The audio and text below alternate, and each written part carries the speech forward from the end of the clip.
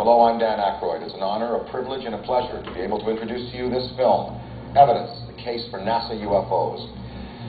As the goal of the UFO movement since Roswell in 1947 has been to expose the government's knowledge of the UFO phenomenon and the existence of extraterrestrial intelligence, this may be the most compelling, shocking, and powerful case presented at the dawn of the age of the new millennium. To expose the hidden secrecy behind UFOs and the government's knowledge of them. This postulation now is not based on the anecdotes, film, video, and data previously assembled, but rather on the United States government's own NASA footage, photographed by the astronauts themselves on numerous space shuttle missions.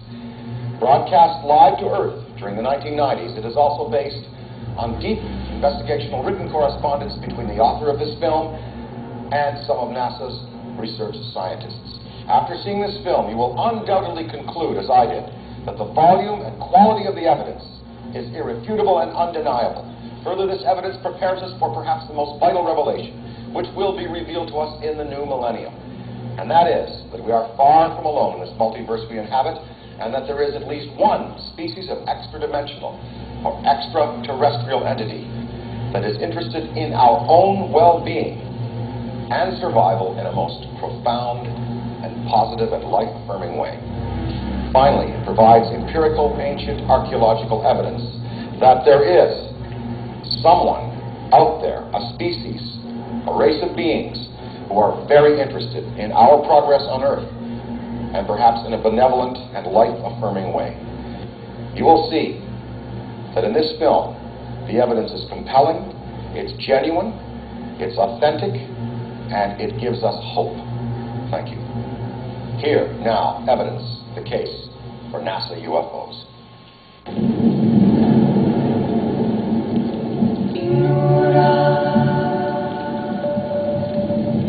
A deep, 6-year scientific investigation into unidentified flying object phenomena, broadcast live by NASA throughout the 1990s space shuttle missions.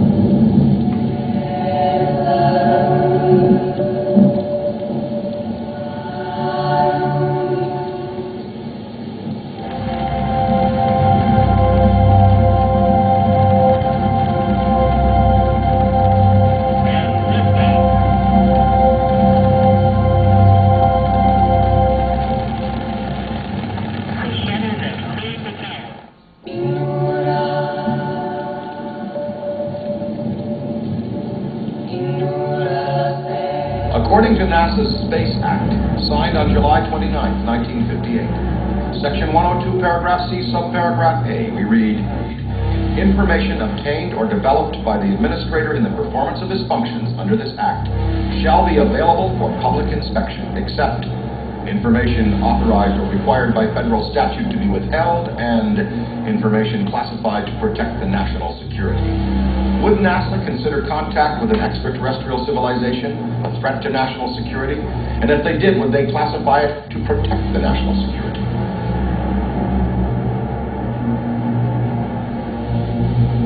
That's what this investigation is about. We're probing deep inside of NASA, looking for answers into what may be UFOs appearing during space shuttle missions and trying to find out an answer, because we know that they wouldn't come out and tell us. They would classify it to protect the national security.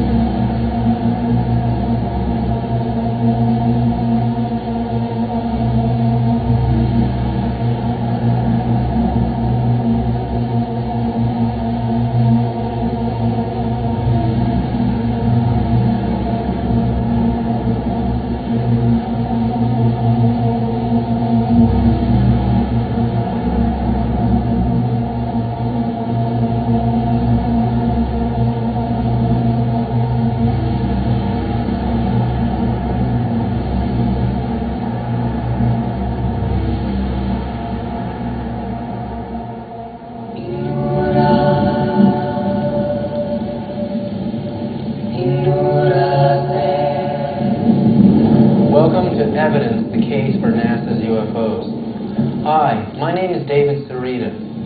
Throughout the 1990s, the program manager of a cable TV station named Martin Stubbs recorded over 400 hours of live NASA broadcasts. During these broadcasts, there were many scenes of what appeared to be UFOs. In about 1997, a photographer friend of mine named Mike Boyle, who knew Martin Stubbs and knew about the footage, approached me and asked me to conduct an investigation into the scientific community. What you're about to see may be the most powerful case yet to prove that we have actually made contact with an extraterrestrial civilization.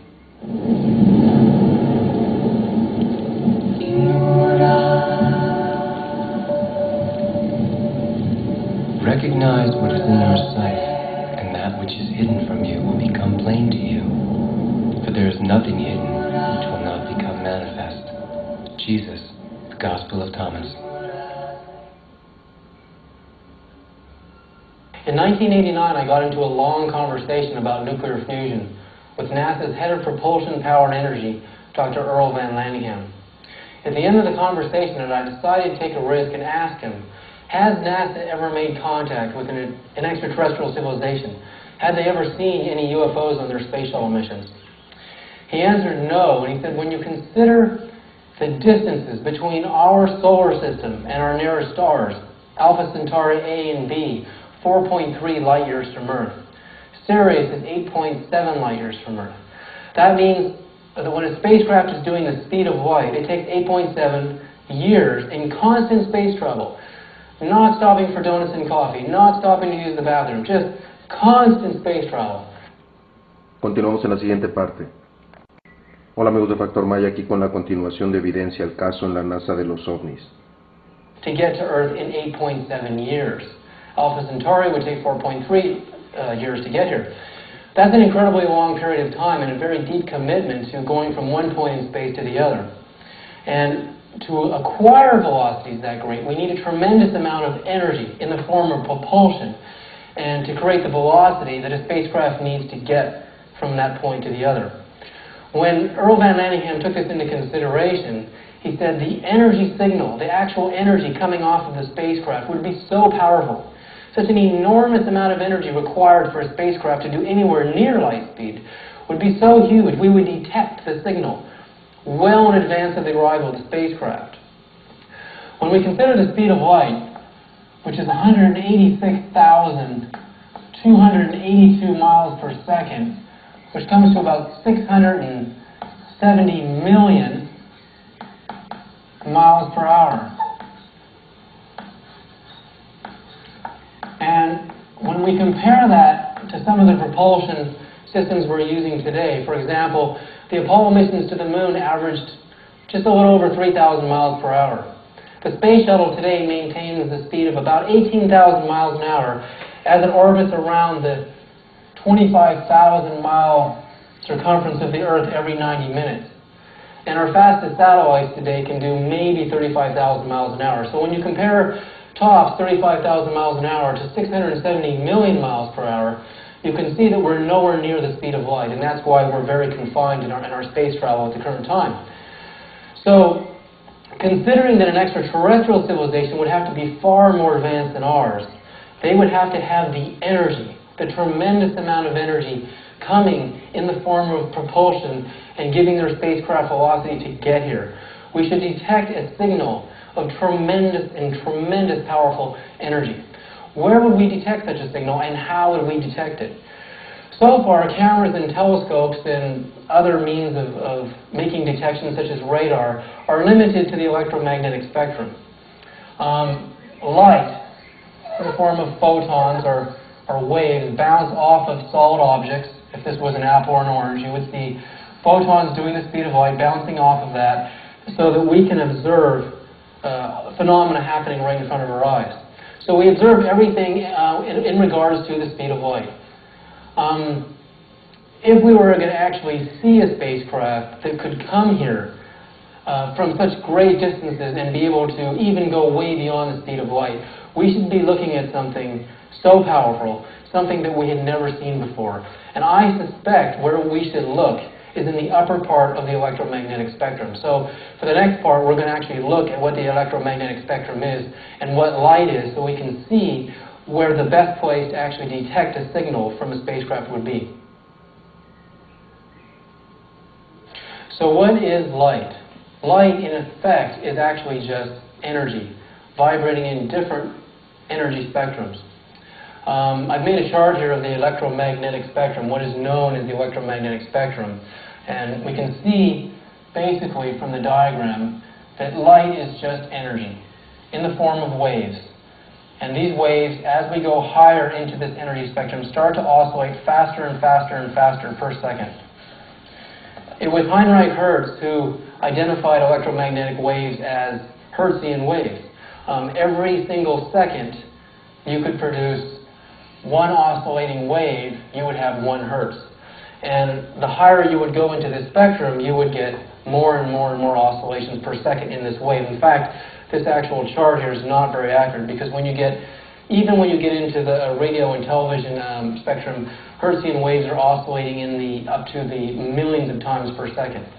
But anyway, Max Planck, the godfather of quantum physics, was the first physicist to come up with an energy formula in regards to the electromagnetic spectrum. He said energy was equal to the frequency with which these waves are quanta of light oscillated. So the more oscillations per second that occurred in a wave, the greater the energy was present. Einstein won the Nobel Prize in 1921 for explaining the photoelectric effect. The photoelectric effect is essentially the conversion of photons, the mass particles that are basically light, and converting them into electrons, which is energy. He discovered that when photons struck a metal plate or a conductor, the metal plate ejected an electron. So when the photons, which are light particles, came into the object, the conductor ejected an electron, and that electron had a charge on it. So what that showed is that photons, light, had energy in them, and that light could be converted into usable electricity. Well, when we consider again the equation of energy in relation to space travel, and that we needed this huge amount of energy in order for a spacecraft to do the speed of light, many problems arise. Einstein said in his formula E equals mc squared that as a spacecraft or any mass object tried to approach the speed of light, the impeding forces of inertia became so great on that mass that the amount of energy required had to increase proportional to how fast you were going. Eventually, Stephen Hawking wrote of Einstein's equation that the problem with attaining the speed of light for any spacecraft would be that as that spacecraft tried to reach light speed, its mass would increase so much that an infinite amount of energy would be required for the spacecraft to attain the speed of light, and therefore it could never actually attain the speed of light. So, energy is the big problem. We need tremendous amount of energy for a spacecraft to do the speed of light, and if we were going to detect a spacecraft that had the kind of energy required to go the speed of light, it should be detectable somewhere, we would hope, in the electromagnetic spectrum. Today, most of our cameras look in the visible light spectrum right here. This is all we see with our human brains.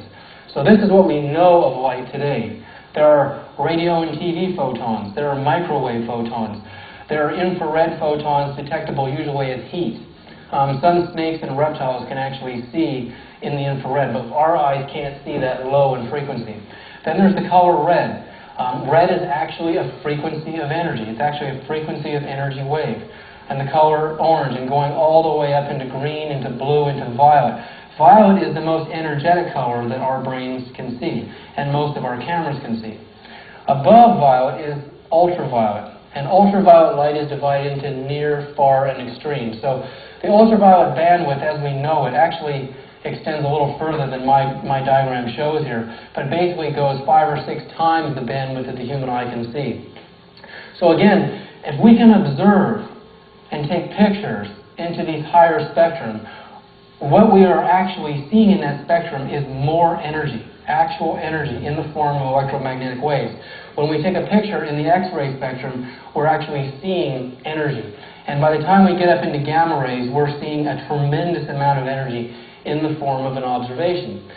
So again, at the UFO, we're coming here from another planet, from another star system, and we were expecting it to have a tremendous amount of energy to allow that spacecraft to conquer the vast distances of space in very little time. We should be detecting something that should be way up into at least the visible light spectrum and even higher.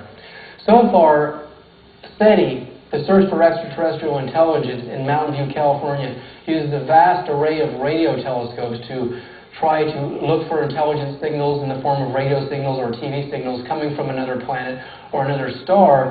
And if we receive such a signal, such as in the movie Contact, you would expect to see an intelligent signal in the form of a radio or TV wave. But so far, that effort has retrieved nothing. I believe the reason they haven't found anything down here is because there's not enough energy down here. They forgot the energy part of the equation, that it takes energy to get velocity in the form of propulsion to get here. And even an intelligent signal coming from another planet would require tremendous amounts of energy. So I believe we should be looking at least here in the visible light spectrum, and we have. There have been many alleged reported sightings of UFOs in this spectrum because that's what we see. But in my philosophy, when I consider Einstein's law equals mc squared, that mass cannot attain the speed of light because of the forces of resistance and inertia. Continuamos en la siguiente parte. Hola amigos de Factor Maya, aquí con la continuación de evidencia, el caso de la NASA de los OVNIs. We should be looking at least here in the visible light spectrum, and we have. There have been many alleged reported sightings of UFOs in this spectrum because that's what we see. But in my philosophy, when I consider Einstein's law equals mc squared, that mass cannot attain the speed of light because of the forces of resistance and inertia, I would expect a spacecraft to be pure energy, something that is not even physical as we know it, something that would be matter vibrating in a very high frequency state. And basically we should be looking for a craft that looks like an energy ball or an energy wave, and that energy wave should be a very, very energetic wave that should only be detectable in these upper spectrum. So what I started to do is to see where was NASA looking. NASA knows the same thing I'm telling you. Space scientists know the same thing that I'm telling you. Where are they looking? And what I found out was the space shuttle's video cameras were looking into these upper spectrum of light. In fact, the video camera on the space shuttle can see near ultraviolet photons as well as the visible light spectrum. And this is exactly where we would start to see something with a tremendous amount of energy. Say this was the UFO here, and it wasn't visible down here. That would tell me, if we were detecting something here, just to start with, that object would be a very, very high energy object. It would be a quantumized, phenomenal aircraft or spacecraft. And there would be nothing physical about it. It would be pure energy. In fact, we should be looking for a spacecraft that is made of pure energy. And what you're about to see in this investigation is black and white video footage taken from the space shuttle throughout the 1990s, and a camera that is capable of seeing into at least the near UV spectrum. So if some of these objects that we see in the tape were not visible to people's naked eyes down in here, it should come as no surprise. We're looking at high energy phenomenal objects.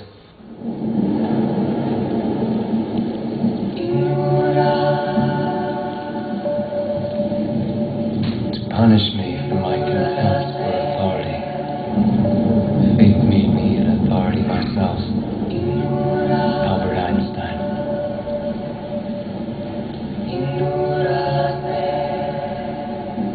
In 1996-97, I began my investigation at NASA. I decided, who can I talk to at NASA to do an investigation into unexplainable phenomena? And at the top of my list were astrophysicists and astrochemists. I looked on NASA's website and found the email address for Dr. Joseph Newth III, the NASA head of astrochemistry, and started a dialogue with him that turned out to be very successful. He first told me that NASA was making observations of unexplainable objects entering the Earth's atmosphere, detectable only in the ultraviolet range of light, something that was very peculiar to me. The idea that an object could only be visible in the ultraviolet suggested to me a quantumized, very, very energetic object. and it was not visible in lower spectra of light. It was very, very curious. The scientist who headed the investigation was Dr. Louis A. Frank. And Frank basically made observations on satellites that were roughly 25,000 kilometers away from the Earth, orbiting the Earth at a very, very large radius. And the satellite was called Polaris. The Polaris satellite was taking pictures in the far ultraviolet of the Earth. And he started to notice these impacting objects that he called small comets. They're about 40 feet wide, made mostly of water, and he detected they were made mostly of water. He didn't know for sure, but they were made mostly of water, and they were impacting the Earth at a rate of about 10 to 20 million impacts a year. Okay, so that was where I started. Those objects apparently were fluffy, house-sized comets of very low density and looked like energy balls. They actually didn't really look like water, and he wasn't sure they were made of water.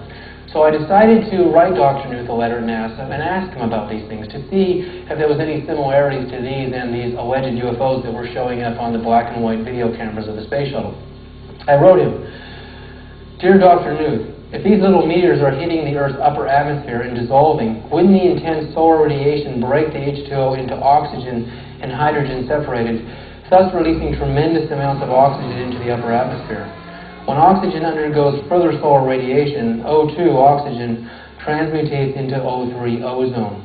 Could these space meteors be actually healing our ozone layer? Is this proof that there is a God? Please answer." I wasn't actually kidding about the ozone question, because water basically is made of hydrogen and oxygen. And when water is exposed to the intense radiation from our sun, X-rays and gamma rays, with temperatures that are off the chart as far as humans could possibly bear, and even ultraviolet light, we know, is much hotter than visible light. We know that because we get skin cancer when we allow ultraviolet light to penetrate the Earth's atmosphere, and it can actually cause very serious damage to our skin. The first question about these objects being water to me was, how could water transit from one point in space to Earth and actually survive this intense radiation? In theory, in space theory, space is minus 273 degrees centigrade. It's freezing in space. But as soon as any object, like any gas, liquid, or object appears in space, it basically gets bombarded by tremendous radiation from the sun and tremendous radiation from the stars in the form of X-rays and gamma rays and ultraviolet light and so on. And the temperatures, the nuclear reactions that go on in the water would be so intense the water would burn up in a matter of seconds. These are allegedly 40-ton balls of water doing 35,000 miles an hour. But how did they get here? How did they come from the vast distances of space and get here and remain as they are? It has been known for a very long time that the Earth is under constant bombardment by extraterrestrial material, 20 kilotons per year, most of which is micron-sized dust shed by comets and asteroids, as well as some finite number of larger meteors. The house-sized comet proposal is in addition to this known flux, and is unique in that these bodies are supposed to consist mostly or almost exclusively of water.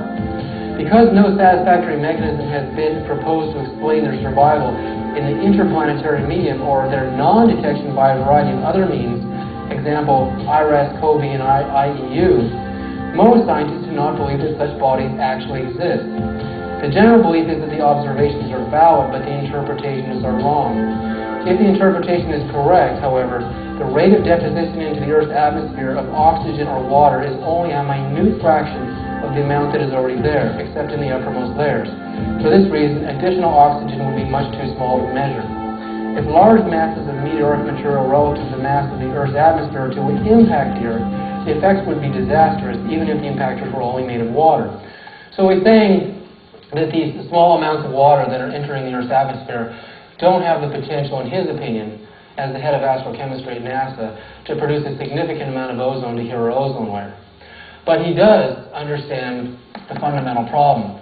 Most scientists don't believe the detection of these objects are real because none of them show up on infrared satellites. Infrared is heat. And again, if intense radiation were hitting these balls of water and they started to heat up, you should get a very, very high heat signal that should be detectable on infrared, but no signal appeared. So the mystery gets very, very deep about what these objects may be. Dear Dr. Newth, thanks for the info. So the phenomena couldn't be from the comet. However, how could any object made mostly of water in liquid form survive in space over any great distances unless it had some kind of phenomenal membrane to protect it? Wouldn't the H2O, as you observe, absorb the intense radiation from the sun and produce heat so much that it would dissolve the H and the O? If the temperature of cold space is minus 273 degrees centigrade, and upon exposure to direct intense radiation from the sun, tremendous heat is formed. At 1800 degrees Fahrenheit, hydrogen separates from oxygen. How could such an object travel in space for even a minute, let alone travel from one point in space to another in less? Continuamos en la siguiente parte.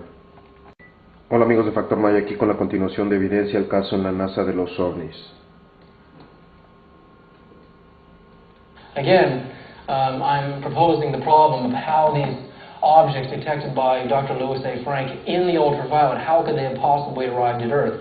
In theory, they could not. It didn't make any sense to me how they could.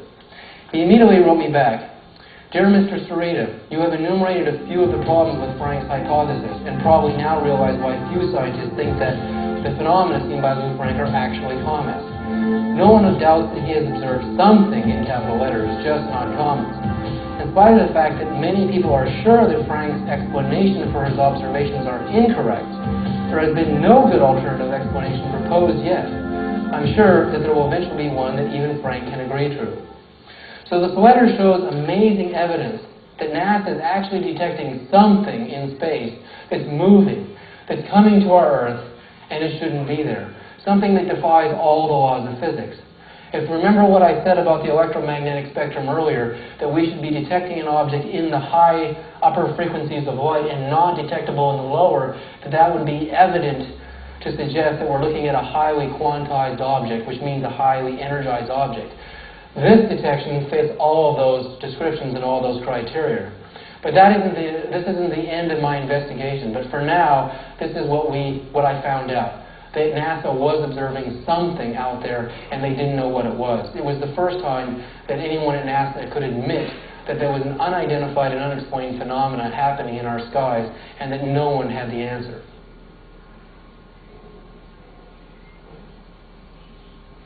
Dear Dr. Newth, thanks for the email response to my question. I'm amazed at how such a phenomenon can be observed, yet denial of its existence because it doesn't fit into the theory of the solar system. What are the chances that the H2O house-sized objects are tailings from the recent passing of the comet Hale-Bopp? Any ideas?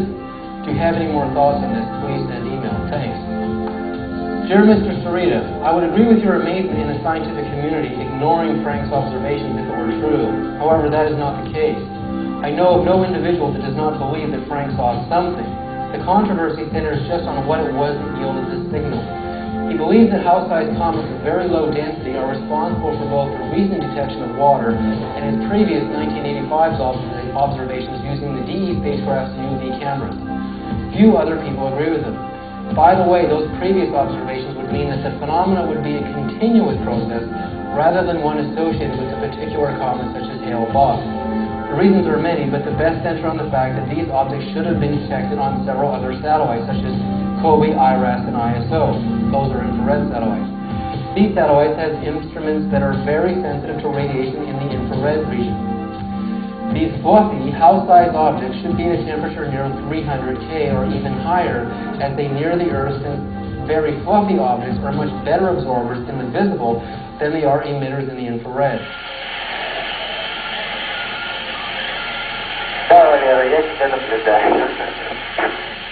They should therefore be infrared beacons because they are so very close. Yet no other satellite has ever seen evidence of these objects. This includes a vast array of Department of Defense satellites as far as I can learn. Because these objects are being bombarded by high energy cosmic rays, we should get a tremendous amount of heat. Dr. New suggests 300 K, which should make them infrared beacons. But NASA's infrared satellites, COBE, IRAS, and ISO, can't see these objects. Again, this tells me something. It tells me I'm looking at a very high energy quantized object that's only visible in the near and far ultraviolet light spectrum, but not visible in the lower spectrum. So I detect possibly we're looking at some sort of an extraterrestrial intelligence or possibly a UFO, but I haven't drawn that conclusion yet. In the game of process of elimination, we've eliminated space debris, we've eliminated shooting stars, and we've eliminated space junk, because none of those things would be invisible in the lower spectrum of light. They would all be detectable, at least in infrared and invisible, and also in lower spectrum. But they're not. These things are only detectable in the UV spectrum. Knuth continues, it simply means that we are still looking for a suitable explanation. Frank's hypothesis has not yielded any predictions that could be verified by observation that have been shown to be correct, and has many observable consequences that are demonstrably false. Until he has a satisfactory answer for why we do not see what we should see in the infrared, most people will continue to believe that his interpretation of his own UV observations are flawed. They will, however, believe that he does observe some things. So again, NASA is admitting that they are actually detecting something that shouldn't be there. Other scientists deny the detection of these objects because they've never seen a high energy object before. They've never detected something that doesn't show up in infrared. And I detect the signatures written all over this that we're looking at a very high quantumized object, the very type of object that I think we should be looking for in regards to extraterrestrial intelligence.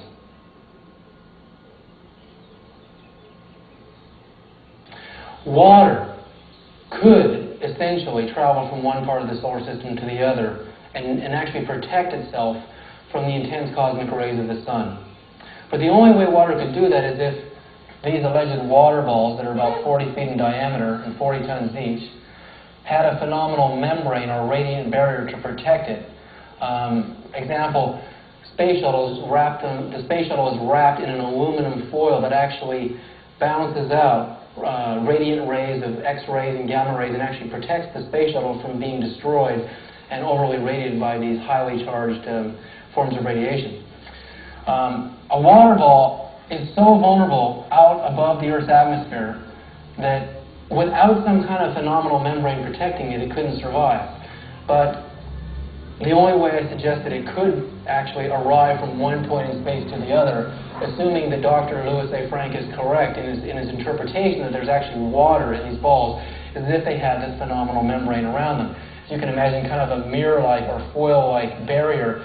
That barrier would shine and reflect off all of the very, very harmful rays and actually protect the water. But that would make it an intelligent thing. That would also make it a living thing. C. Georgi, the Nobel Prize-winning biochemist and discoverer of vitamin C, has called water the matrix of life. Without it, life cannot take hold, nor could the evolution of life begin. Basically, all living things, including humans, are made mostly of water, but we have actual barriers. In the case of humans, we have skin, and that skin has pigment in it that protects us from harmful ultraviolet rays of light that are filtered out. Plants are made mostly of water. Animals have thick skin, but they're made mostly of water. So I'm not suggesting that some naked alien entity is actually flying through space and entering our Earth's atmosphere, but I'm suggesting that if water is surviving deep transits in space in such a small quantity, that the only way it could do it is if it had some kind of phenomenal membrane to protect it. But I can't prove that in this case yet, because no one has actually captured one of Lou Frank's mysterious small comets or water balls or whatever we want to call them. At this point, most scientists agree that he observed something, but we just don't know what that is yet.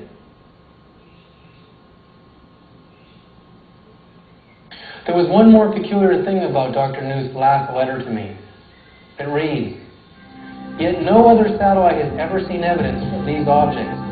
This includes a vast array of Department of Defense satellites, as well and as far as I can learn.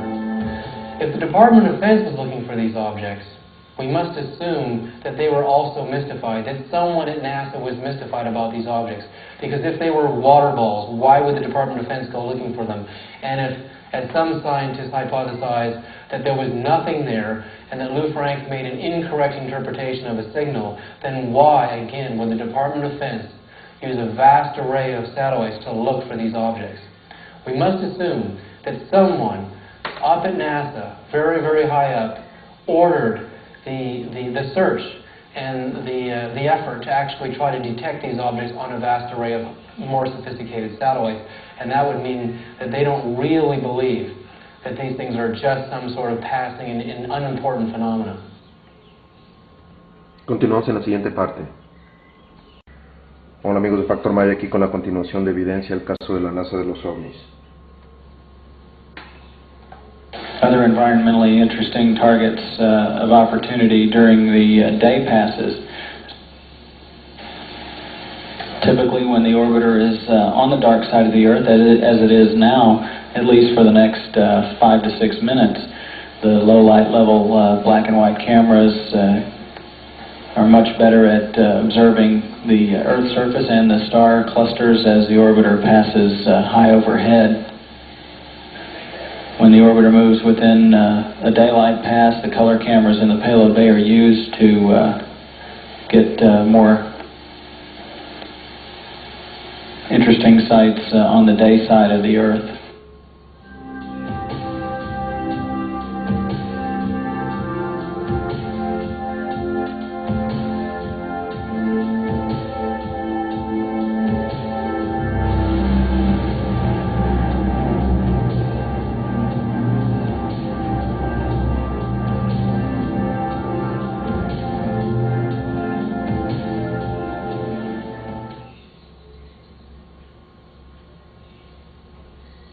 The first object that we're looking at on this videotape, we have one of three incredible phenomena happening at the same time. So we're going to kind of break it down and start with each phenomena and kind of go into them a little bit.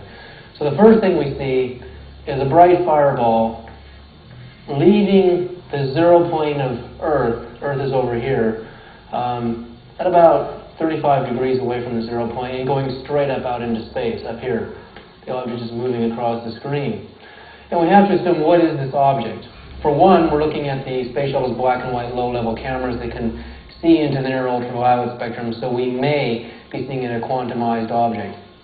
But also, it's leaving Earth's gravity, and that's something that is impossible unless the object has internal energy in it, energy that's powerful enough for the object to actually escape gravity. So this object is definitely escaping the Earth's gravity, and that is simply cannot be a natural object. Any meteor, shooting star, or piece of space dust is going to get pulled into the powerful gravity of the Earth and burn up as it hits the Earth's atmosphere and disappear in a matter of a few kilometers, assuming it's a very small object. This object doesn't do that. It escapes Earth's gravity, so we have to assume that it has internal energy in it, and that leads us to the possibility that we're looking at a UFO. The second object we're looking at in this scene is called the high-speed turn. If you look it up in this portion of the video monitor, you're going to see an object come in, make a high-speed turn, heading out into space, not quite a 90-degree turn, and then it will be followed and pursued by another actual object going this way. So again, when we consider the physics of a solid object traveling at least a couple of thousand miles an hour, making a high-speed turn, and probably in the neighborhood of 20 to 30,000 miles an hour, the physics of a turn like that is actually impossible. For any physical object going that speed to make a sudden turn, the G-forces on the turn alone would destroy physically, actually, your entire physical body if you were inside of a spacecraft as we know it, would just smash like a pancake. You'd be spam in a can. You'd be dead. In fact, even a meteorite, a solid object making a turn like that, the explosion on the turn, the G-forces and the collapsing of matter would cause a nuclear fusion explosion. It would cause a massive explosion. And if this high-speed turn was caused by an impact, a collision with another object, and then deflected off of the object and made a turn, you should see a massive explosion at the point of the turn, and we don't actually see that. The only way that I hypothesize that any object could make a high-speed turn like this is if the object was a highly quantized energy phenomena, that if matter, mass, was actually transformed into high-frequency waveform energy and had no actual weight to it. In fact, it became lighter than the lightest elements we know on the Earth. Only then could an object make a turn like that and survive, and physically and structurally survive. And again, the very fact that this can do this suggests to me the kind of physics that these craft are using. They have taken raw, solid mass, a solid spacecraft or solid material, changed the frequency into a high-energy waveform, and in that waveform, they're able to not only conquer light speed and possibly do light speed and conquer light speed, but they're able to make turns like this and maneuver in ways that are just impossible, that would cause a nervous breakdown to any modern physicist. No physicist can look at this object and admit that we're looking at anything other than possibly dust in front of the camera lens or some sort of debris, because they know that for any massive object to be doing velocities greater than even at 100 miles an hour, which this object is obviously going much faster than. Imagine going 100 miles an hour on a freeway and all of a sudden you just turn on a dime and go in a different direction. What would happen to your body inside of the automobile? You would go flying through the windshield at 100 miles an hour and you'd be dead. So what kind of physics are these craft using? What are we actually seeing here? Is this space dust? Is this debris? Is this a shooting star? Is this a meteorite? The answer is no, because we know that no physical object could structurally survive a turn like that. What you're about to see is the hypervelocity object sequence. It's actually one of my favorites in the investigation because it has some very powerful conclusions.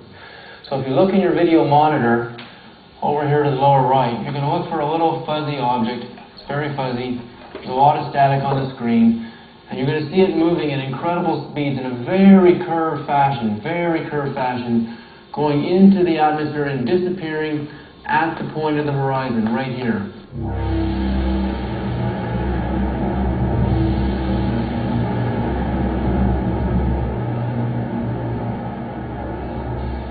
It's absolutely conclusive. If this object disappears on the horizon, that this is not a piece of dust in the near fields of the camera lens, 20 or 30 miles away or even 10 feet away. The object moves in a very curved fashion, suggesting it's moving over the curvature of the Earth, and very curved and disappearing on the horizon and probably going around to the other side of the planet.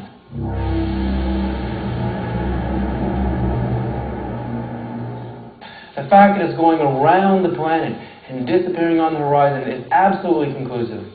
And this is a very important piece of footage because nowhere else do we have a scene where we have such powerful relativity.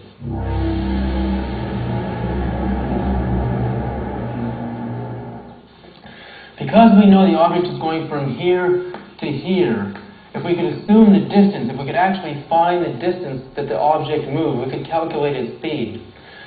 Assuming the Earth is approximately 25,000 miles in circumference, and that using some modest calculations as to the curvature of the Earth here, I estimate that the distance between here...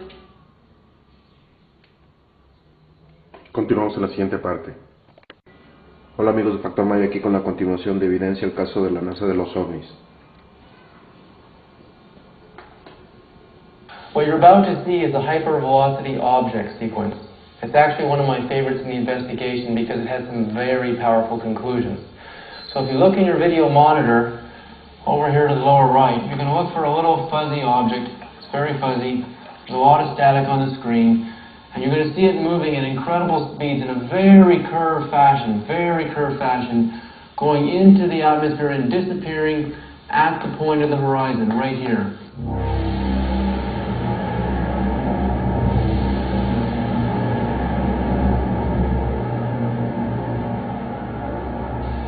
It's absolutely conclusive. If this object disappears on the horizon, that this is not a piece of dust in the near fields of the camera lens, 20 or 30 miles away or even 10 feet away. The object moves in a very curved fashion, suggesting it's moving over the curvature of the Earth, and very curved and disappearing on the horizon and probably going around to the other side of the planet.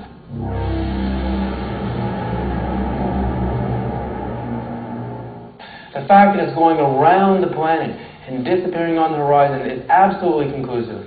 And this is a very important piece of footage because nowhere else do we have a scene where we have such powerful relativity.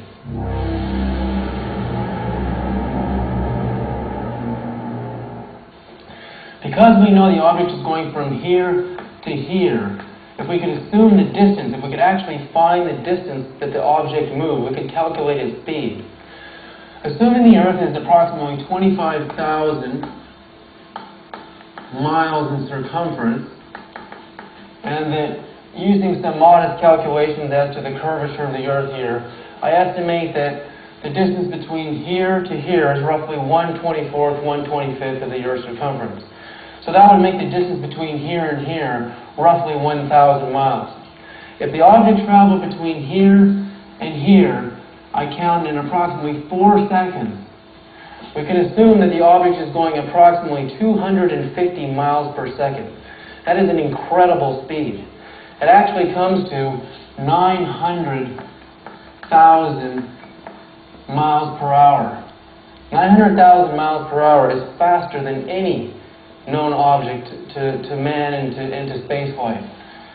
Assuming the space shuttle is traveling at approximately 18,000 miles in the opposite direction, 18,000 miles an hour, I would have to subtract that speed, and we would come to 882,000 miles per hour for the object. So it's roughly going between 900,000 and 882,000 miles per hour.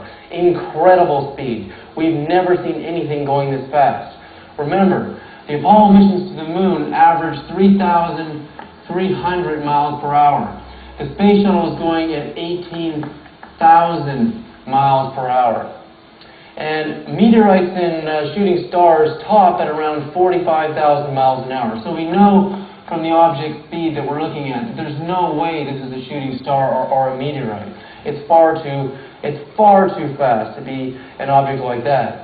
And also, our fastest satellites using ion propulsion drive systems are going roughly tops at maybe 35,000 miles an hour.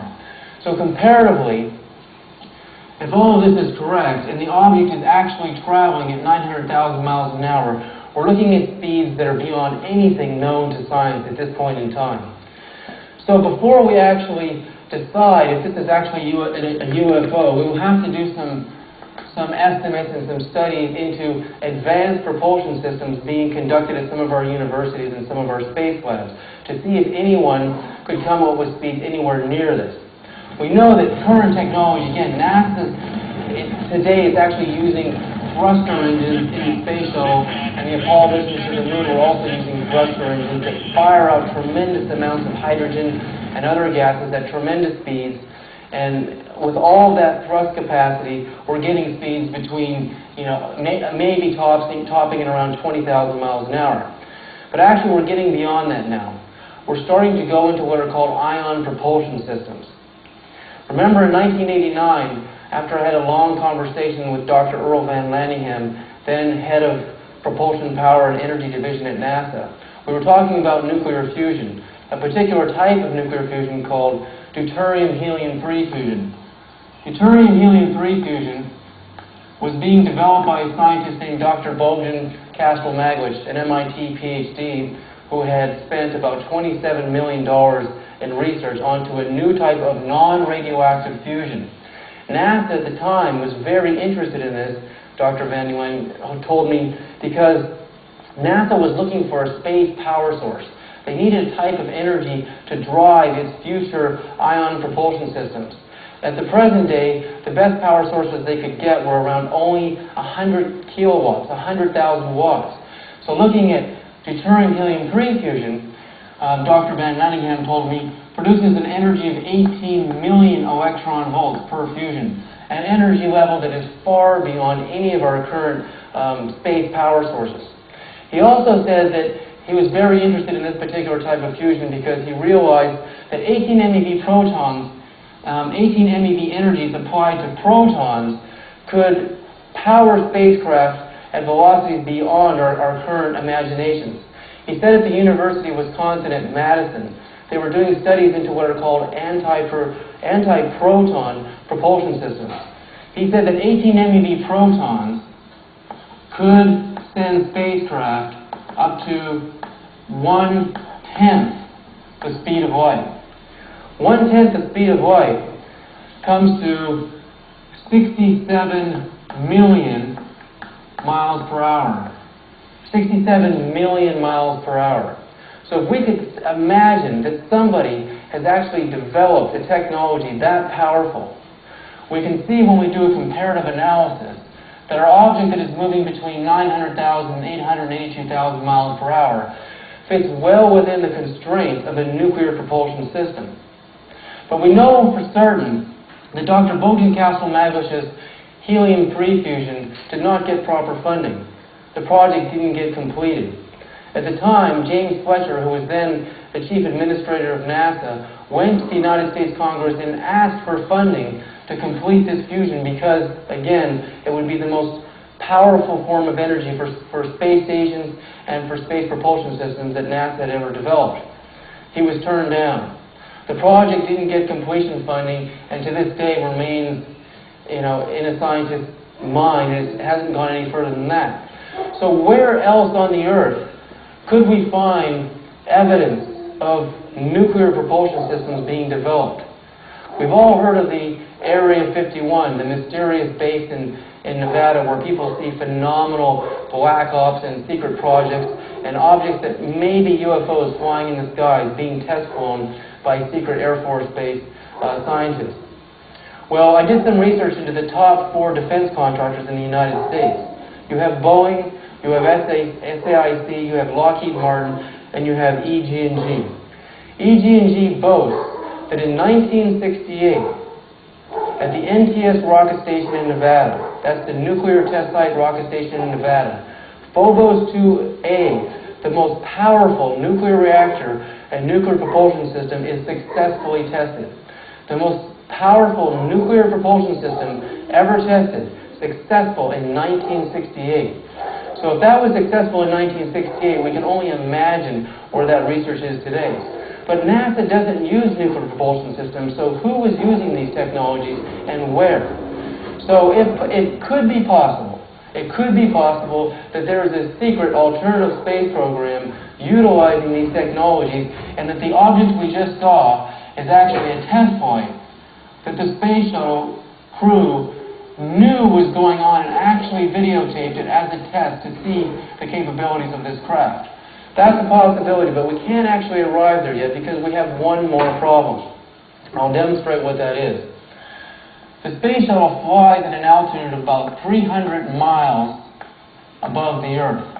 This is the space shuttle here, and this is the top of the atmosphere here. Continuamos en la siguiente parte. Hola amigos de Factor Maya, aquí con la continuación de evidencia, el caso de NASA de los OVNIs.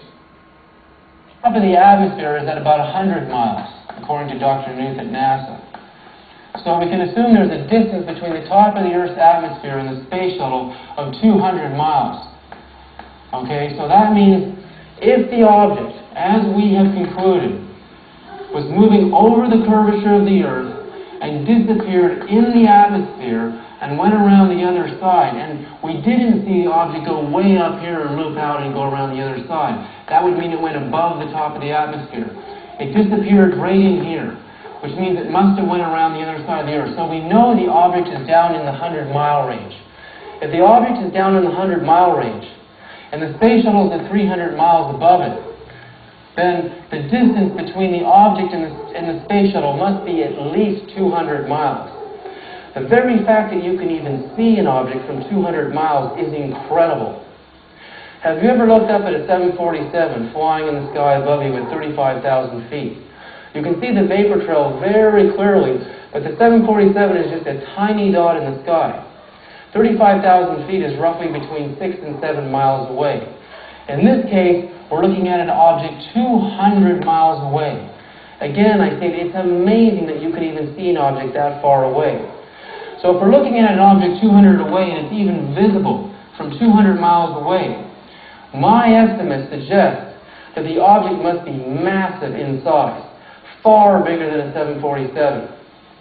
I guess approximately around a half a kilometer to a half a mile wide. If the object is a half a kilometer to a half a mile wide, it must be something beyond anything we're developing here on the Earth, because there's no way we can imagine that our space programs are developing spaceships that large that are capable of going 900,000, 800,000 miles. And another problem exists in the idea that this may be a human-made or a man-made spacecraft. If the object is going at nearly 1 million miles an hour and moving in this curved fashion over the Earth, as soon as you start accelerating a spacecraft or an aircraft, and it starts making turns, you get g-forces. At these speeds, I don't believe any pilot could possibly survive the turns and the g-forces at 900,000 miles an hour. I think it would be impossible on the human body. Again, suggesting that this is a highly energized quantum object that's vibrating at a very high frequency, which means its mass has been converted into a very high frequency wave state, which can allow it to make these incredibly high speed turns and even radical turns like the object we saw earlier, and basically implicating the possibility of what we're looking at is actually a UFO. The next thing you're about to look at is called the Hubble Repair Mission Sequence. It shows 2 astronauts repairing the Space Hubble telescope. What's peculiar about it is there's an object going behind them. It has kind of a light flashing to it. And it goes behind the astronauts, and we actually hear them talking about it. So listen closely to what they actually say. Looks like you got an object right in front of you, Mark. Can you look out there? I don't know what you're talking about. Never mind.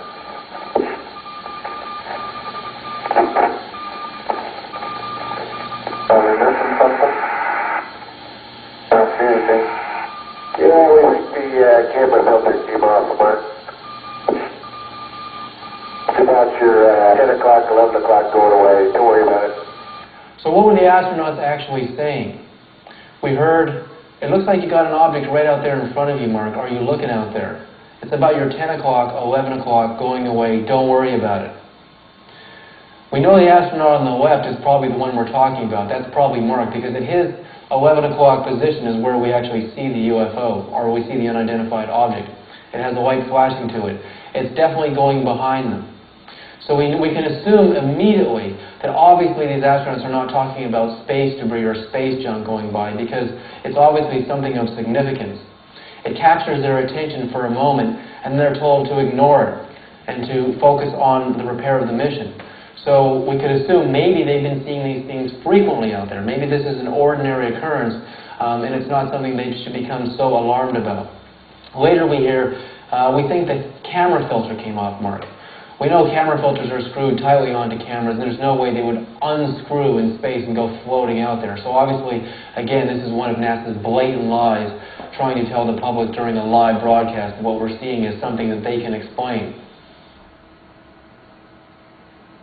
The next scene you're about to see is called the Russian Space Station Mirror Sequence. The first part of this scene actually just shows 2 little, what appear to be shooting stars, and what we're told are shooting stars, streaking through the hue of the Earth's atmosphere. The problem is they just keep going, and they keep going, and they keep going. They never burn up. So what's wrong with this scene? They appear to be just meteors, and I shouldn't really even be arguing the point, but I am, for one very specific reason. Meteorites, when they strike the Earth's atmosphere, they're usually very small pieces of rock, maybe this big around, some this big around, and some larger ones. But most meteorites are small enough that they burn up within a few kilometers. After they come into the Earth's atmosphere, they start to flare and burn up, and the resistance on the Earth's atmosphere, their velocity, produces so much heat that they're basically gone in a matter of a split second. If you've ever seen a shooting star streaking across the sky, it literally just streaks, you see it, and then it's gone. That's because it's burnt up and it's finished. So the only way a meteorite could go for the large distances that these objects go through and continue to streak on would be as if they were massive in size. In 1908 in Siberia, an event called the Tunguska event, a massive 70-meter wide meteorite, only 70 meters wide, struck the forest in northern Russia and led to an explosion that was equal to several nuclear blasts, several Hiroshimas, leveled miles and miles and miles of forest with a massive impact. So we know, again, the only way an object could travel and survive the vast distances would be as if it's a massive meteorite, a massive object. And we know from history that during the 1990s we never had a massive meteoric impact on the Earth. So what were these objects doing streaking over such vast distances if they were indeed meteorites? It's curious. I'm not going to ride the UFO with these little objects, but it's a very, very curious scene. So the next part of the Russian space station mirror sequence I find really funny. This scene to me is humorous because what is actually happening, we have the day glow of the Earth here, the Earth's atmosphere here, the Earth is down here, and we see all these white dots, which we assume are stars. And the commentary is that the astronauts are actually looking for the Russian space station Mir. Mir is a very big space station, and it's something you should be able to detect out there with your eyes and with cameras with zoom lenses on them. But the problem is, while they're looking for the Mir, there's a lot of other objects that are moving very slowly. You'll see big blobs of white that are moving really slowly in many different points across the screen. Now, if we're looking at stars, all of the stars with the movement of the space shuttle are going to be moving in a consistent line together in unison because they're not moving points of light. But distinguishable from the stars are other blobs of light moving around, and we also see a bunch of things that we're told are shooting stars coming in at right angles to the camera, coming into the Earth's atmosphere, and we see these things going in all sorts of different directions. We actually even see one that leaving the Earth's atmosphere going out in this direction, which is something, again, impossible for a meteorite or a shooting star or even space debris to do, because anything leaving Earth's atmosphere requires internal energy, and internal energy requires and suggests intelligence. Continuamos en la siguiente parte. Hola amigos de Factor Maya, aquí con la continuación de evidencia, el caso en la NASA de los OVNIs. So again, what's very disturbing, what's funny about it, is they can't actually find the mirror because there's so many other things actually moving around out there. This is Mission Control Houston. We are using the payload bay cameras right now to hopefully catch a glimpse of the Russian space station Mir as it performs an on-orbit burn. Though it will be difficult to pick Mir out from the stars as they pass behind us, the payload bay cameras are positioned such that they're looking straight back behind the orbiter, where the Mir is flying at about 850 nautical miles behind us.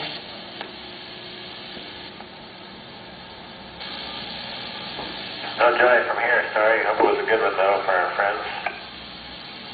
Thank you, sir. We could not see it here either. We'll wait 2 or 3 more minutes till sunrise, and then at that time give you a go for KU stow. We're at a mission elapsed time of 7 days, 13 hours, and 17 minutes. This is Mission Control Houston.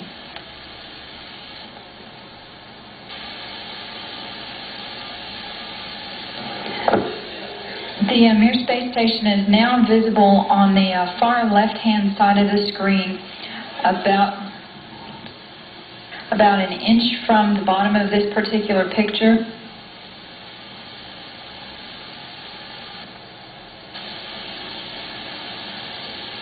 Okay, the Mir space station is the small flashing light in the center, about an inch from the left-hand side of the screen. It's slowly...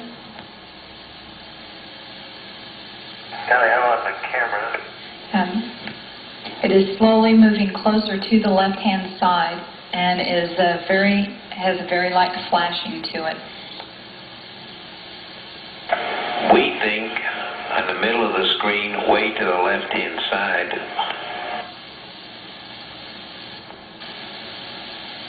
We think you can see a flashing light just a little bit to the left of the center of the screen, very faint.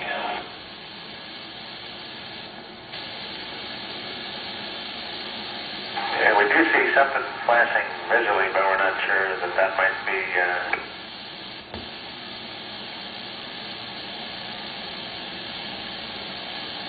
This is Mission Control Houston. Once again, we believe we were just able to spot the Mir spacecraft as it flies about at 850 nautical miles behind Discovery. So you just saw the footage. You saw a lot of things streaking out there. You saw the confusion of the astronauts trying to find the space station Mir, and in the end, they never really find it.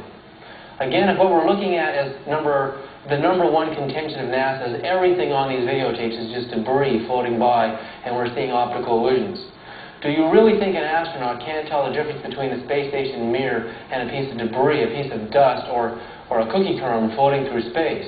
Of course they can tell the difference. So whatever the other objects are that are moving around out there obviously aren't debris. They're other objects that are obscuring their view and are confusing the astronauts.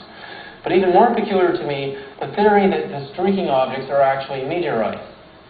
If the streaking objects were really meteors, then why do they never appear in this video to burn up and disintegrate into the atmosphere?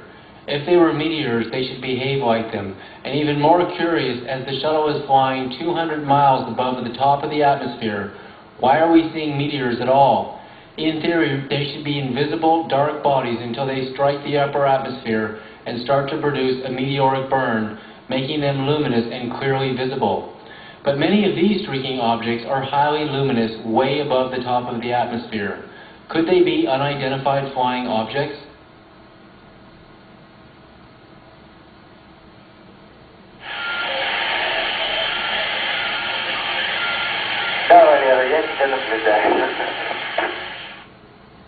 In 1993, I met with and had a casual conversation with the head of the Russian space program. He didn't speak English, but through an interpreter, a young Russian woman, I asked him if the Russian cosmonauts had ever seen UFOs. He laughed but answered my question. We have never seen anything like that. If the cosmonauts had seen UFOs, I would be the first one to know about it. But there has been some evidence from the Russian cosmonauts saying they had actually seen flying saucers on recent missions to the Mir. A Russian cosmonaut named Alexander Baladin stated at a UFO convention that flying saucers have come into close proximity to the Mir space station many times. He added there is sufficient evidence to warrant a scientific study of the phenomena, and that it is time that world governments officially acknowledge the UFO phenomenon's existence. Baladin disclosed December 23, 1998, during an international ufology forum in Brazil, that he and fellow cosmonaut Musa Manarov had seen UFOs. During docking operations between his space capsule and the Mir, Baladin saw a glowing object a short distance away. Could these be the same lights that are being witnessed on this NASA Russian space station Mir sequence? Musa Manarov captured the UFOs on videotape that was shown during the UFO Congress in Brazil.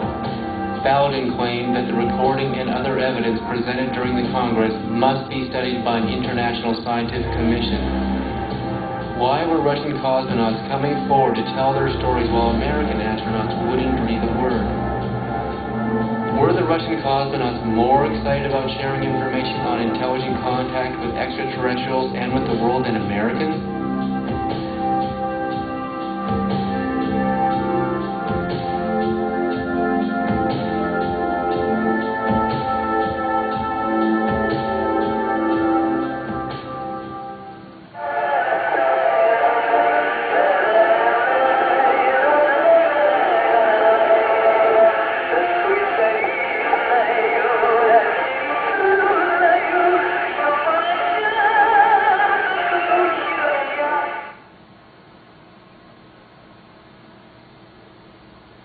So I waited for the answer from Joseph Knuth, and considering the fact that Congress was already doing hearings into space shuttle footage, I expected a very, very negative answer, and that's what I got.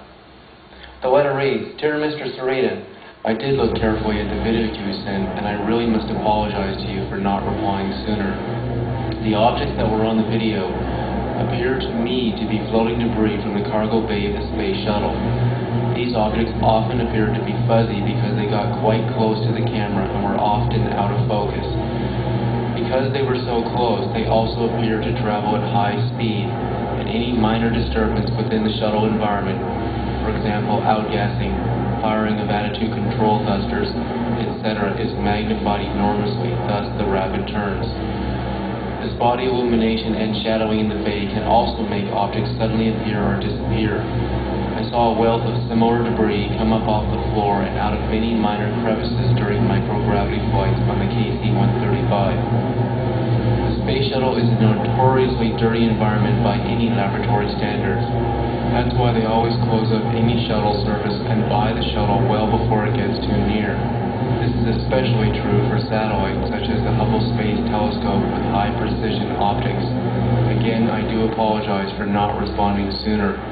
Signed, Joe Nude.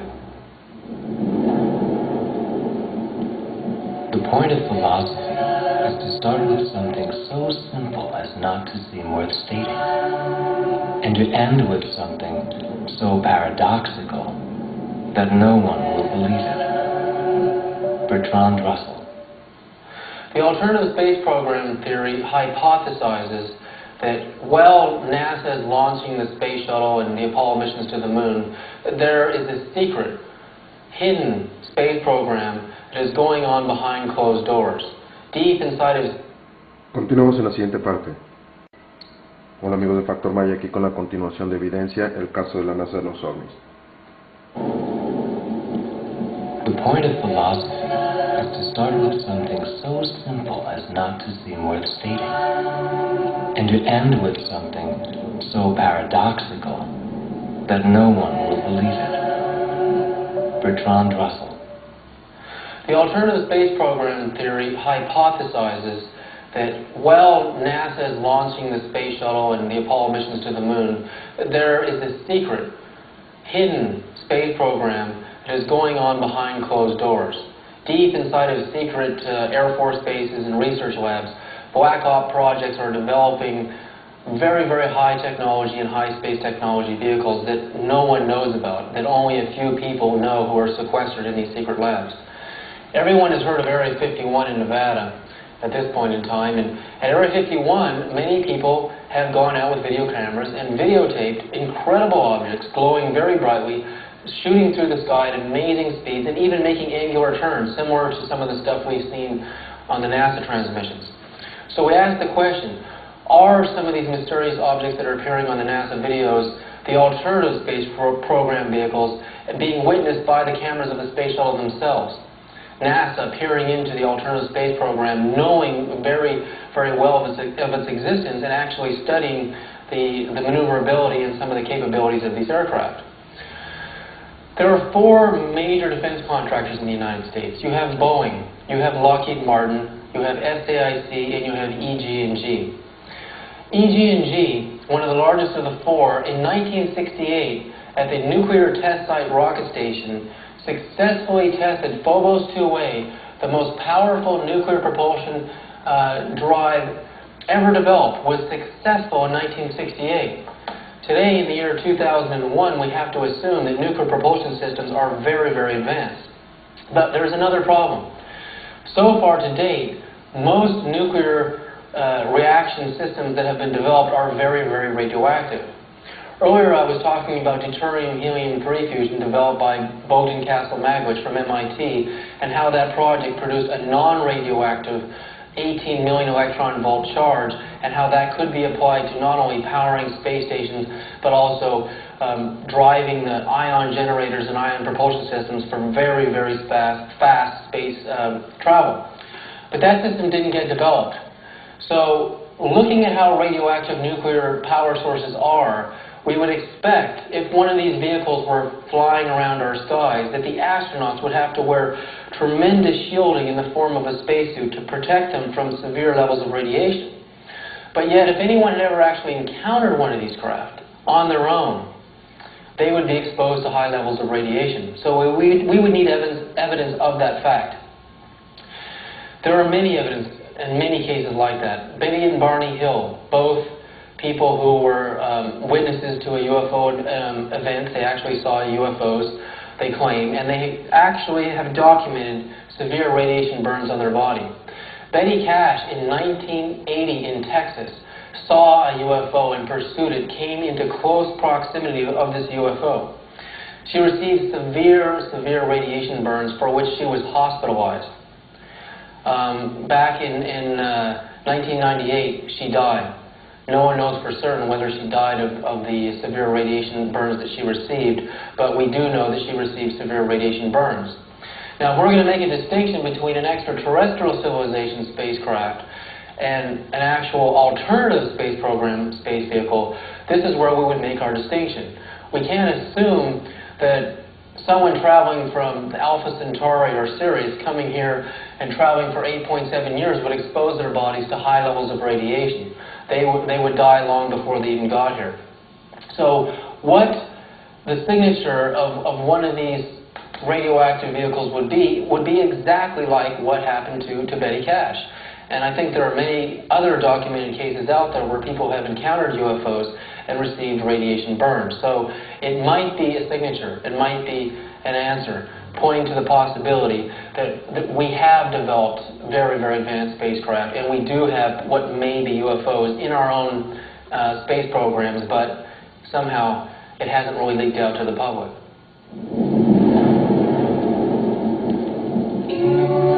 The power of accurate observation is commonly called cynicism by those who have not got it.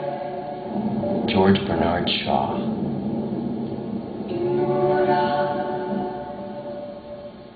So at this point in my investigation, I was beginning to not trust NASA. I was not really happy with the answers to the questions I sent them.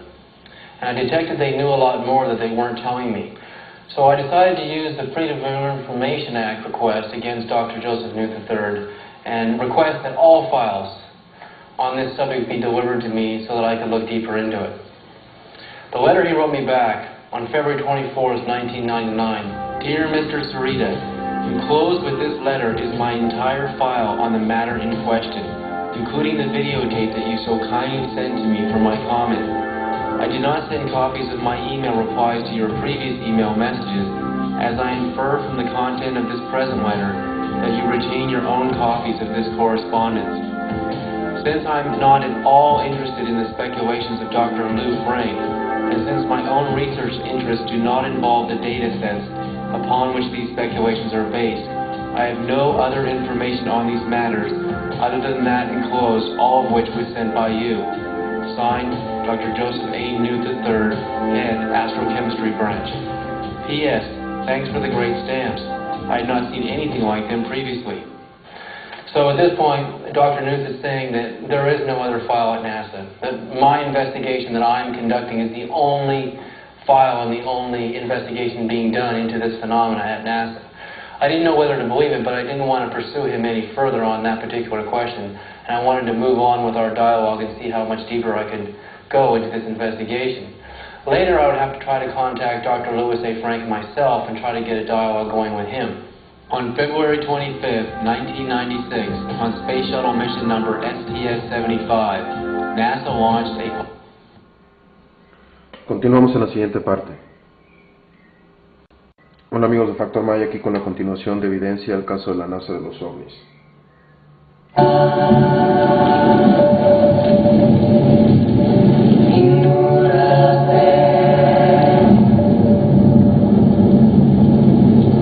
Many people sooner die than think. In fact, they do so. Bertrand Russell.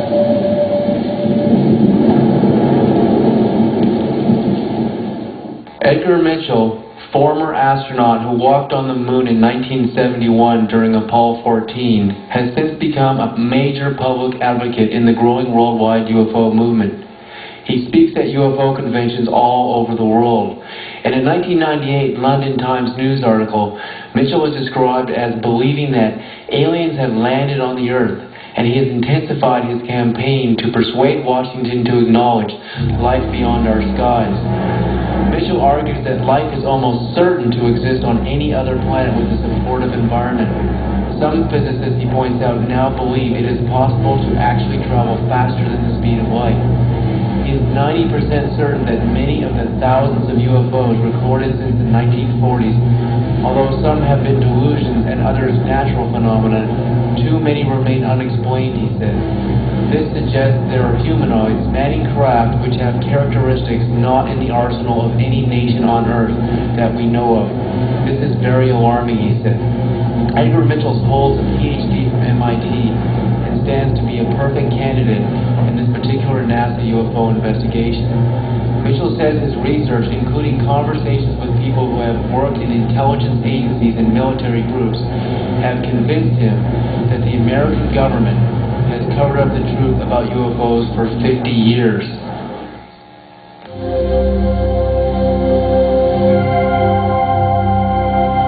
I thought if I sent Edgar Mitchell the tether footage from STS-75 that he could clearly see that we were looking at the largest UFOs ever captured on film.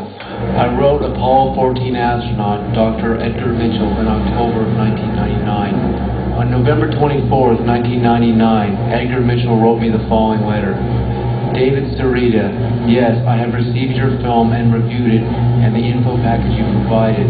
I see utterly nothing about the tethered incident that is particularly interesting. If there is more reviewing footage, then I will look at it. However, I have looked at many feet of space film and have yet to see only one that has anything worth looking into regarding UFO appearances. Signed, Edgar Mitchell. I cannot accept the idea that such a great proponent of UFOs was so adamantly against the suggestion that these giant circles passing behind the tethered satellite were UFOs. He was shrugging off the most astounding piece of video ever witnessed of UFOs in the history of the space program. I couldn't believe it. Dr. Mitchell, who was an MIT PhD, could not even acknowledge that the discs were clearly going behind the 12-mile length of the tether. He couldn't even see that very simple fact. I think just about any moron can tell the difference between when a disc is going behind this piece of wood and when it's going in front of it. That's in front, that is behind. This is not in front, this is behind. And that's exactly how they appear. Why couldn't Edgar Mitchell see this point? I decided to try to argue the points with Mitchell more precisely. He wrote me back almost immediately. David, at first glance they are just particles, perhaps outcast. I do not know. But I certainly would look for a more prosaic explanation than UFOs. If you have a better film, I will look at it, but I am not very optimistic that they are anything exotic. Signed, Edgar Mitchell. Edgar Mitchell wrote to me that he thought the objects were just particles, perhaps outgassed from the space shuttle. How does a particle appear to be visible from over 77 miles away? The cameras on the space shuttle are at least 77 miles away and drifting past 100 miles. How do you see just little particles of dust floating by that appear as perfect, giant circles with notches cut out of the side, clearly passing behind the tether, pulsing with very sophisticated wave patterns? How do particles behave like this? Maybe I have to relearn and reinvestigate particle theory to understand some of these ideas, these ridiculous ideas that some of these scientists are coming up with.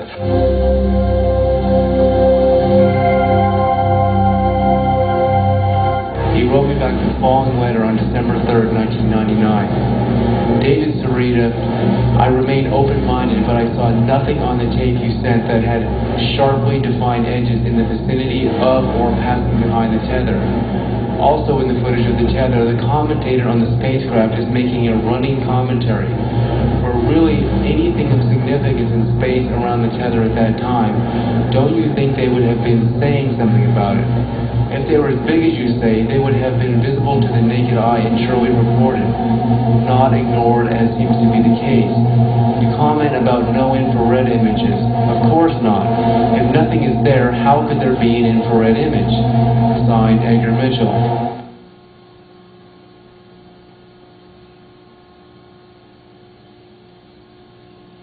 The first point that Dr. Mitchell makes here is that I saw nothing on the tape that had sharply defined edges in the vicinity of or passing behind the tether. It reveals that he is ignoring just how defined the edges of these huge discs are and how sharply defined they are as they travel behind very clear edges of the tether. More precisely about the tether, we remember the Huntsville, Alabama NASA operator asking the crew, and how wide does that tether appear to be? It seems to resemble a much wider strand than we'd expect. Can you describe which way the satellite is visible on that strand?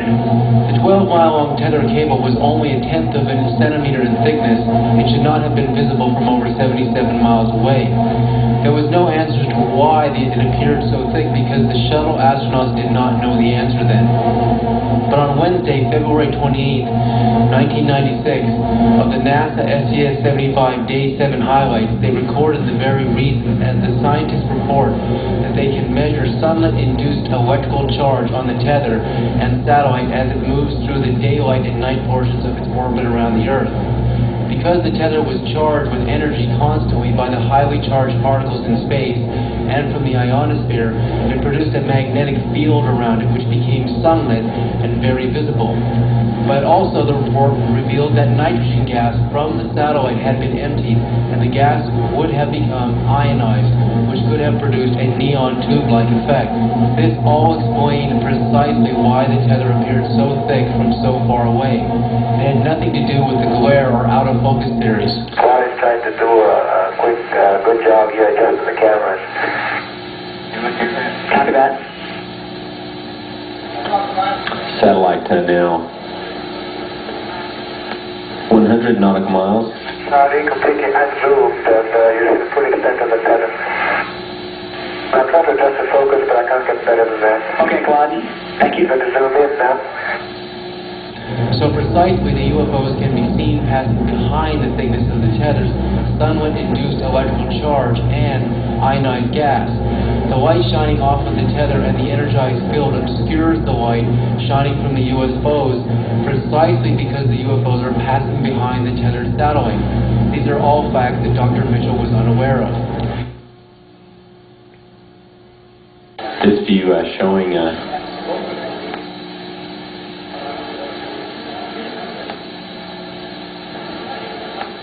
Continuamos en la siguiente parte. Hola amigos de Factor Maya, aquí con la continuación de evidencia del caso de la NASA de los OVNIs. the satellite. Dr. Mitchell was obviously not considering the NASA astronauts talking about the UFOs on alternate Department of Defense encrypted radio channels, probably because they did not have them during his own Apollo 14 mission to the moon. During long pauses between words, we might assume that the astronauts and NASA control operators are talking on Department of Defense secure channels encrypted to prevent anyone from tapping into their conversations about classified information, such as unidentified flying objects. When Dr. Mitchell finished by saying, "You comment on no infrared image," of course not. If nothing is there, how could there be an infrared image?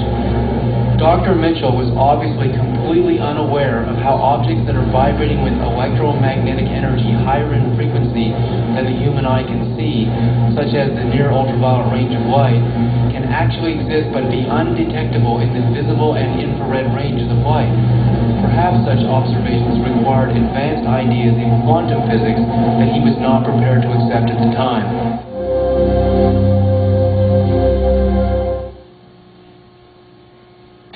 On February 18, 1999, I received the following letter from Dr. Joseph Newth III. Dear Mr. Sereda, I did look carefully at the video you sent, and I really must apologize to you for not replying sooner. The objects that were on the video appear to me to be floating debris from the cargo bay of the space shuttle. These objects often appear to be fuzzy because they got quite close to the camera and were often out of focus. End quote. The test that you just saw, I showed a video camera here on a tripod, and I held a set of keys only 4 or 5 inches away from the camera, and you could see that they were very in focus. In the background, somewhere around 100 feet away, was the tree that you saw. The point that Dr. Newth makes about the video cameras on the space shuttle, that objects as they got close to the camera appeared very fuzzy and became out of focus and some disappearing altogether, doesn't seem to really hold up here because video cameras don't actually work the same way optical cameras do. A regular 35mm camera, as you're focused on a distant object, as objects come close to the camera they get very fuzzy. In fact, they can disappear altogether. But it's not the case with video cameras that have CCD imaging chips inside of them that actually process the images in a very different way than 35mm cameras do. We have to assume, and from studies I've made into the video cameras used on the space shuttle, that they're very high-tech, very high-quality cameras. Many of them are off-the-shelf cameras, but they're retrofitted with more advanced chips inside of them and also image intensifiers and special filters. So the camera that we just did the test on was a very high-tech camera, but certainly you can imagine that what they're using on the space shuttle is even better. So why, in this scene that we just did do a pair of keys appear so crisp and so sharp and in focus at the same time we're focused on a very, very distant object.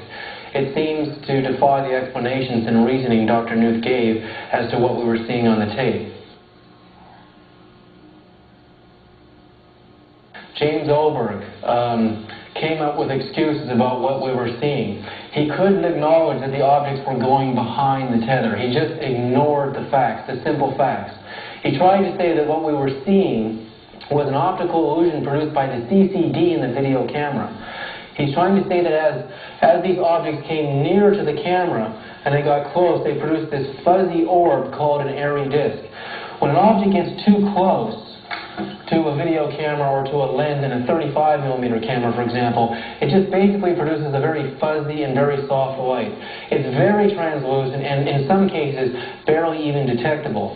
They basically look like this. Sometimes they have a little black hole in the middle, just like our alleged UFOs do, and you get a very fuzzy kind of cloudy light around them. But all of the light is out of focus. So I can understand how he could make an assumption like that. But also with an airy disk phenomenon, you would also never get a clear, very distinct line. When we see the UFOs going behind the tether, the line and the crispness on the line on the tether is so straight and so perfect, suggesting again that everything is in focus.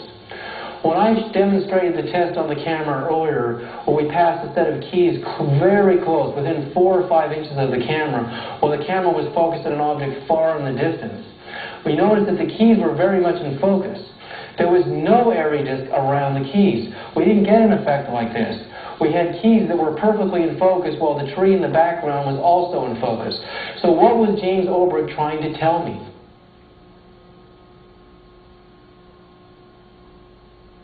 In the year 2000, I did a lot of investigations with different scientists all over the world. I got contacted by an astronomer, actually the head astronomer of the Canberra Observatory in Australia, Claire Williams. She had already seen the tether footage. She had already seen the STS-75 tether footage. She didn't have a very good copy of it, and we got into a furious debate about airy disks. She felt that what we were seeing on the tape in the tether were just airy disks. Airy disks are when you have like a star or a pinpoint light source, and the camera lens goes way out of focus. It produces something very similar to the UFOs that we've seen on the tape. You see a very soft black hole in the middle and a very translucent disk around the pinpoint light source. So what happens is the light becomes so diffused in the lens because it's so out of focus that we get this phenomenon called airy disk. And when many people would look at this, they would say, oh, that looks a lot like the UFOs we've seen on the tape. And I understand how Claire Williams came to these conclusions. But there's no way that an airy disk could appear to pass behind. And remember, in the tether incident, we have the tether, which is over 77 to 100 miles away, and we saw the disk going behind it. They were not going in front of it. Once the camera lens is completely out of focus on a light source, and all the light is out of focus. So you would have there's no way you would get a sharp line on the tether and then you would get an airy disk separate from that. And if the two fused together, you would just get a lot of blurry light. When we did the test earlier with the video cameras similar to the quality they're using on the space shuttle, in fact the cameras on the space shuttle are much better quality than the camera we did this test on, we held a pair of keys only 4 or 5 inches in front of the camera while the camera was focused on a tree 100 or 200 feet away. Both were in perfect focus. That's because the depth of field of the actual camera, if this is the camera here, the video camera here, and the light is coming into it, what is known as depth of field is when a lens focuses on an object. Say we focus on this CD right here, this compact disc right here. Basically, once we're in focus on this object on a regular camera, from that point on, you have something called depth of field. Meaning, if you focus on this point, as objects get further and further behind it, depending on the aperture of the lens of the camera, a smaller aperture gives you greater depth of field. Objects start to fall out of focus as they get further and further away. The same thing happens when you're focused with a regular camera on something far away, like a tether. the tether was 77 miles away and drifting into 100, and then something came close to the camera, very close, it would actually just appear as a very soft blur of light, which is what an airy disk is. Depending on how bright the object was, you might get a little bit of a brighter disk. But again, these disks, and you'll see some footage of them from the space shuttle of what real airy disks look like, they're very distorted, very, very out of focus. You don't get details when a camera goes that far out of focus. Now, the video camera is very different than a normal camera. The video camera doesn't have a film plane, it has sensors called CCDs. The CCDs in modern video cameras, such as those used on the space shuttle in the 1990s, are very similar to the cameras that we did the test on, with the pair of keys and the tree in the background. With CCDs, as objects come close to the lens, while the camera is focused on a distant object, you get phenomenal depth of field, meaning the object coming close to the camera, in this case the keys were only 4 inches away from the camera, were perfectly in focus. At the same time, the tree was also in focus. So you could not possibly get an airy disk with a camera like this. You would have to turn all of the camera's light out of focus to get an airy disk. And in this case, we know the tether was in focus, and therefore anything coming near the camera should produce a very crisp image. So Claire Williams' theory in regards to airy disk didn't make sense to me. Continuamos con la siguiente parte. Hola amigos de Factor Maya, aquí con la continuación de evidencia el caso de la NASA y los ovnis. Across the Atlantic Ocean over Africa. The image we are seeing now shows what are true airy disks. This happens because the light reflecting off of a number of very bright objects is totally out of focus. The shuttle's cameras here are way out of focus, so we notice that we cannot make any distinctions about what we are seeing with clear features. But if we watch very closely, we can see that the space shuttle's video camera is going further and further out of focus very quickly, precisely as a large, brightly glowing object, which is pulsing, traveling on a 45-degree plane from left to top right and out of frame. Could the camera operator have intentionally moved the camera out of focus to avoid capturing this unidentified flying object as it flew by at close range to the shuttle during a live NASA broadcast? We can barely identify this amazing object so similar to the disc-shaped UFOs seen during the tether incident. In the test demonstrated, the only case this can happen using the shuttle's video cameras is when the camera lens is put far out of focus. When the video camera lens is in focus on a distant object, such as the tethered satellite 77 to 100 miles away, objects coming near the camera lens do not go out of focus. Therefore, they simply cannot produce airy disks.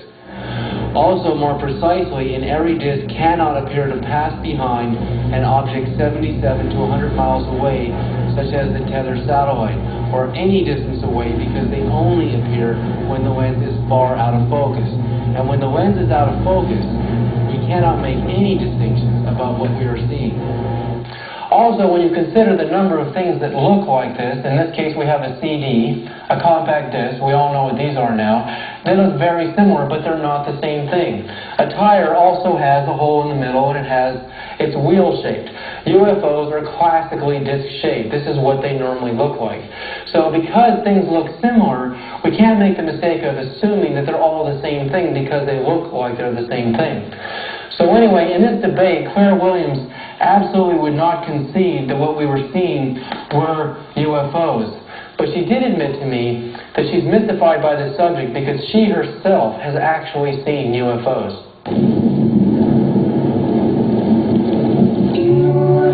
A new scientific truth does not triumph by convincing its opponents and making them see the light, but rather because its opponents eventually die and a new generation grows up that is familiar with it.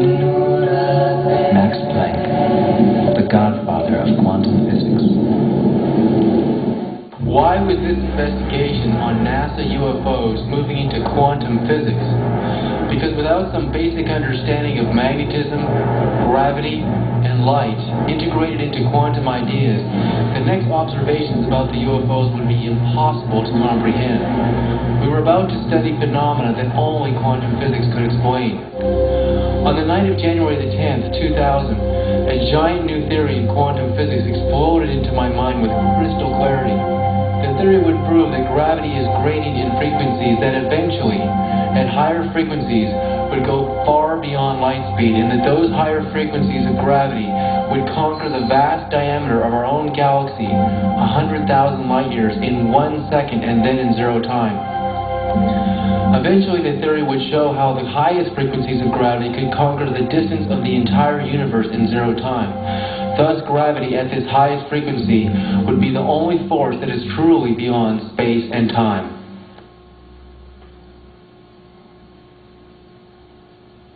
A brand new theory in quantum physics exploded into my mind with crystal clarity. The theory would prove that eventually electromagnetism and gravity waves would go far beyond the speed of light, eventually conquering the vast distances of space in zero time. It seemed like an impossible theory. Einstein said that nothing can move faster than the speed of light. Nikola Tesla, who preceded Einstein, the inventor of the alternating current generators, radio, and over 100 other U.S. patents, said that energy waves were vibrating many times faster than the speed of light in the higher ethers, and that eventually those waves slowed down to what we now know the electromagnetic spectrum and became visible light waves. He did experiments that actually proved his hypothesis, but his theories were ignored as the world was heralding Einstein as a great genius. Einstein put the limit on us of light speed, and there was just no way in my mind I could accept the idea that extraterrestrial civilizations would travel as slow as light speed from 4.3 light years away from Earth, Alpha Centauri A and B, and Sirius A and B stars 8.7 light years from Earth. That was too long to take a trip to go find out who your neighbors were. There must be something called beyond light speed, and it must actually exist, and these UFOs must be utilizing energy technologies and propulsion systems that allow them to break the speed of light. Before I actually looked at the waves that were pulsating from the UFOs, I actually had this new theory in physics. And the theory doesn't go against traditional wave theory. It's a new way of looking at waves, in a way that is not contradictory at all to the formations of our own galaxy and our own universe. Traditionally, waves, as we saw before, were looked at on their side, and as they oscillated faster and faster and faster per second, we saw an increase in energy. It was Max Planck, the godfather of quantum physics, who said, and I quoted him earlier, that energy was equal to the frequency of the oscillation of a wave. The H really stands for 1 hertz. So 1 Hertzian wave, one oscillation of a wave represented 1 hertz. Later, the H in Planck's formula became known as Planck's constant, which became identified as a quanta of photons. But actually, Max Planck didn't really believe in photons. He believed in waves. It was Einstein who came along later criticizing Max Planck and saying that really there were photons, there were mass particles, and we discussed earlier how we went from E equals HF as the main theory in physics to E equals mc squared, mass times the speed of light squared. So today both theories are actually respected, and more people are leaning towards observations in quantum mechanics, in quantum energy. What I'm about to show you is an absolute breakthrough in wave theory. It will appear very simple as I explain it, but in the outcome, you'll see how we actually break the speed of light.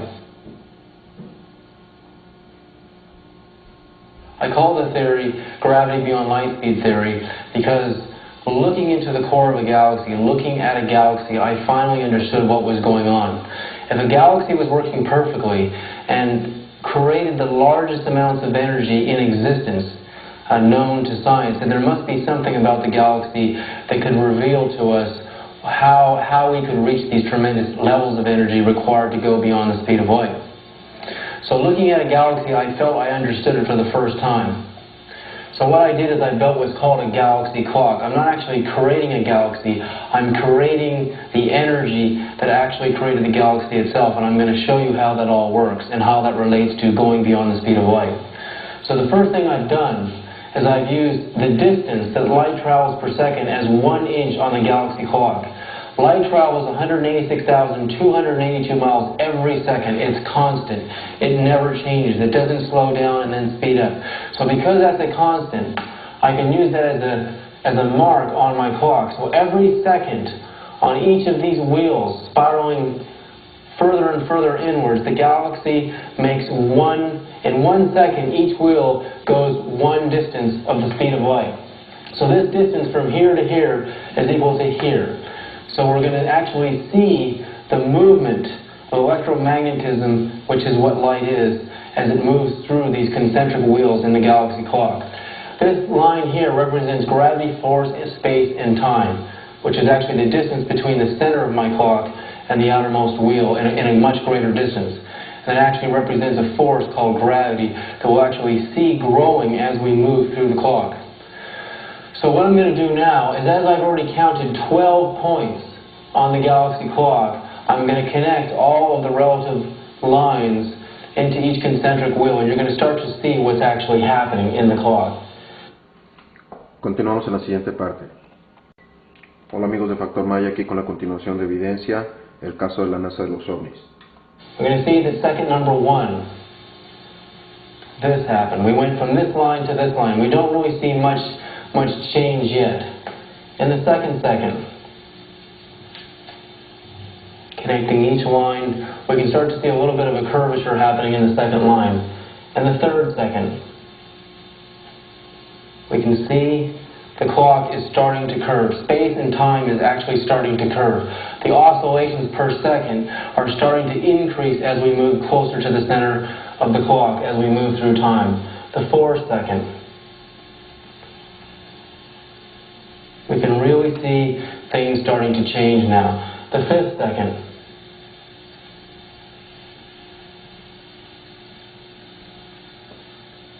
and the sixth second.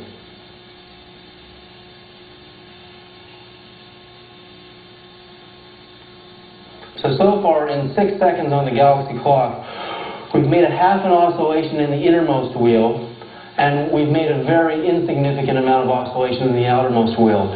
So as electromagnetism starts to spiral inwards on each concentric wheel as we move inwards, we can see an increase in the oscillations of the waves.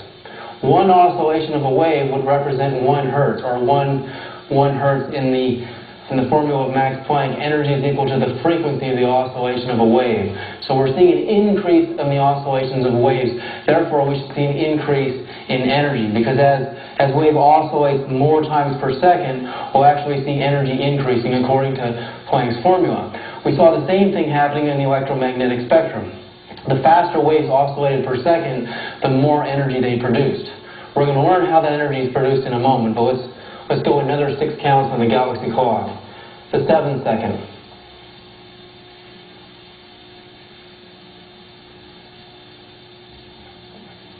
The 8th second.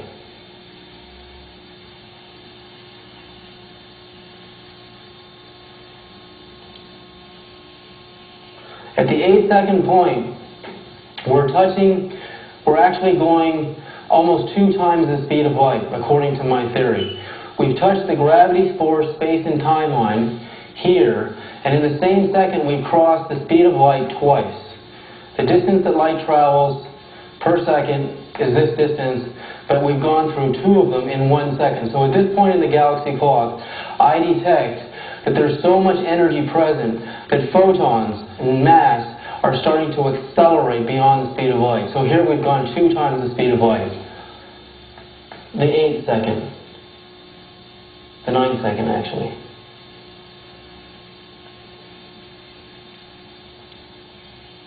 Here we've touched the wheel, and we've gone just a little bit past 2 times the speed of light. The 10th second.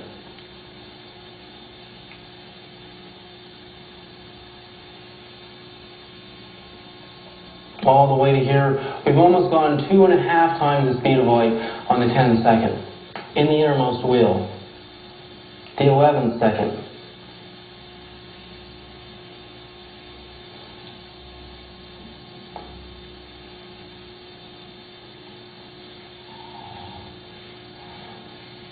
Three times the speed of light in the innermost wheel. And the 12th second.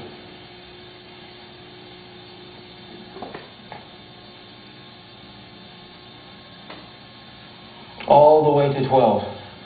So at this point, we can start to see the formation and the beginning of what looks like, at the 12 count position here, the spiral arm of a galaxy. We can actually see the beginnings of the creation of our own galaxy. Our own galaxy is created by this principle. By this theory, I'm actually showing what is actually happening in our galaxy, how energy is moving, and how creation is happening. The oscillations per second here are one oscillation per second here, and not even, if we reached here on the outermost wheel, we would be at 1/4 of an oscillation in the outermost wheel.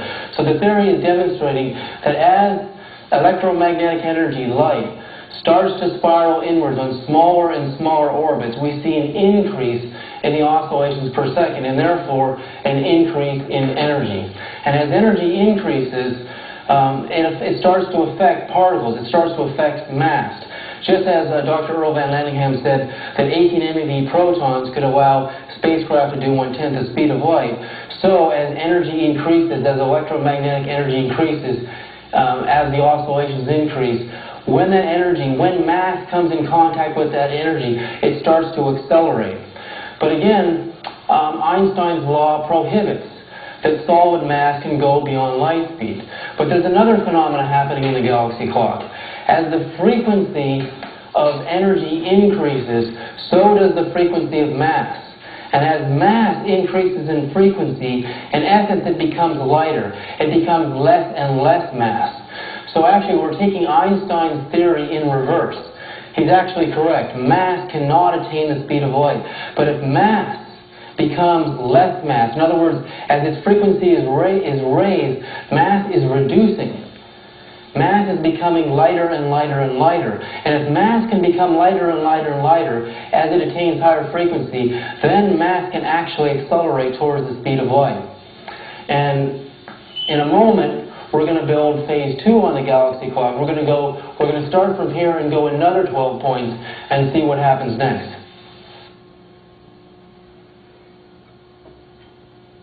So now we're going to look at phase 2 of the galaxy clock. We're going to see an even further increase in the oscillation of waves as we evolve in this clock. So we last left off at the 12 count position, and we had already broke the speed of light. The frequency of electromagnetism, or gravity, the gravity force space and time line, broke the speed of light. I never changed the speed of light on the electromagnetism moving in these spirals as we moved in. On each wheel, the speed of light remained a constant. We never changed the speed of light there. What started to happen is the power and the frequency of gravity of electromagnetism represented by this line started to get so powerful that as we got near the center of the clock and we got to the 12 count position, that force became so powerful and there was so much energy in it that it started to affect mass. And mass, therefore, as it came in contact with these greater charges of energy, started to accelerate. So now we're going to go another 12 counts up to 24 and see what happens. I've already drawn the first line, the 13 line, and we can see what's happening there. And it takes us all the way to this point. So our wave is growing, and it's also curving more. So the 14th second. Connecting all the lines at the 14th count on the galaxy clock. We come to the 14th count right here.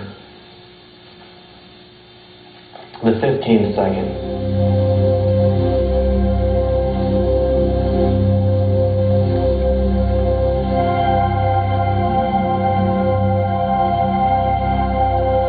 All the way to the 15th position. The 16th second.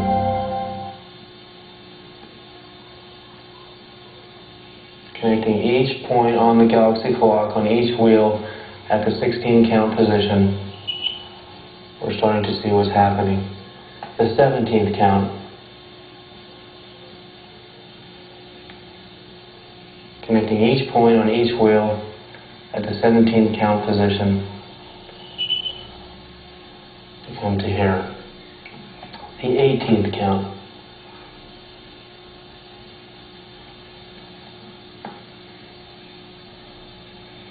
Connecting each point on the 18th count position. And the 19th count.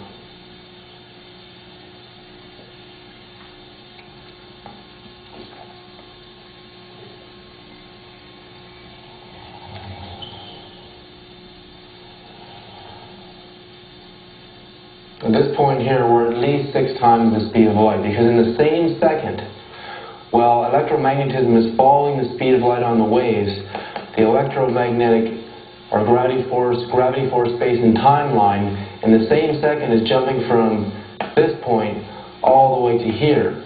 And that represents 1, 2, 3, 4, 5, 6 times the speed of light. So it's incredible what's...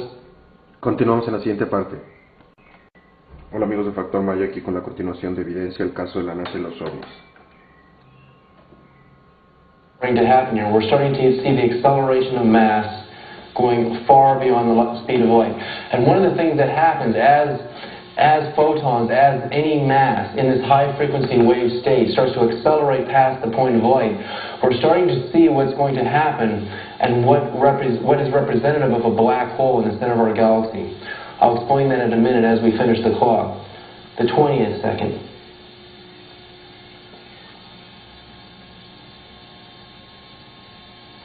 Connecting all the points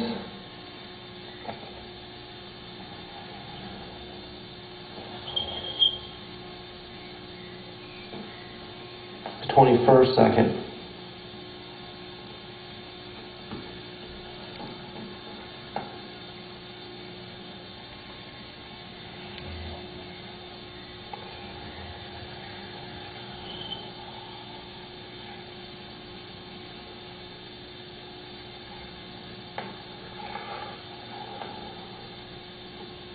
And the 22nd second.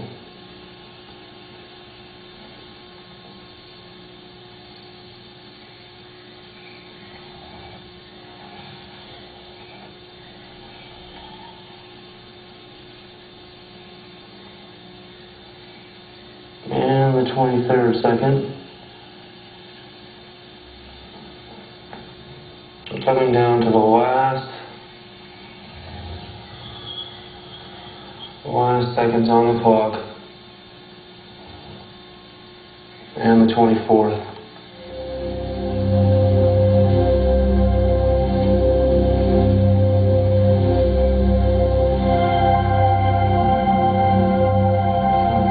What starts to happen here is the oscillations here are increasing so much.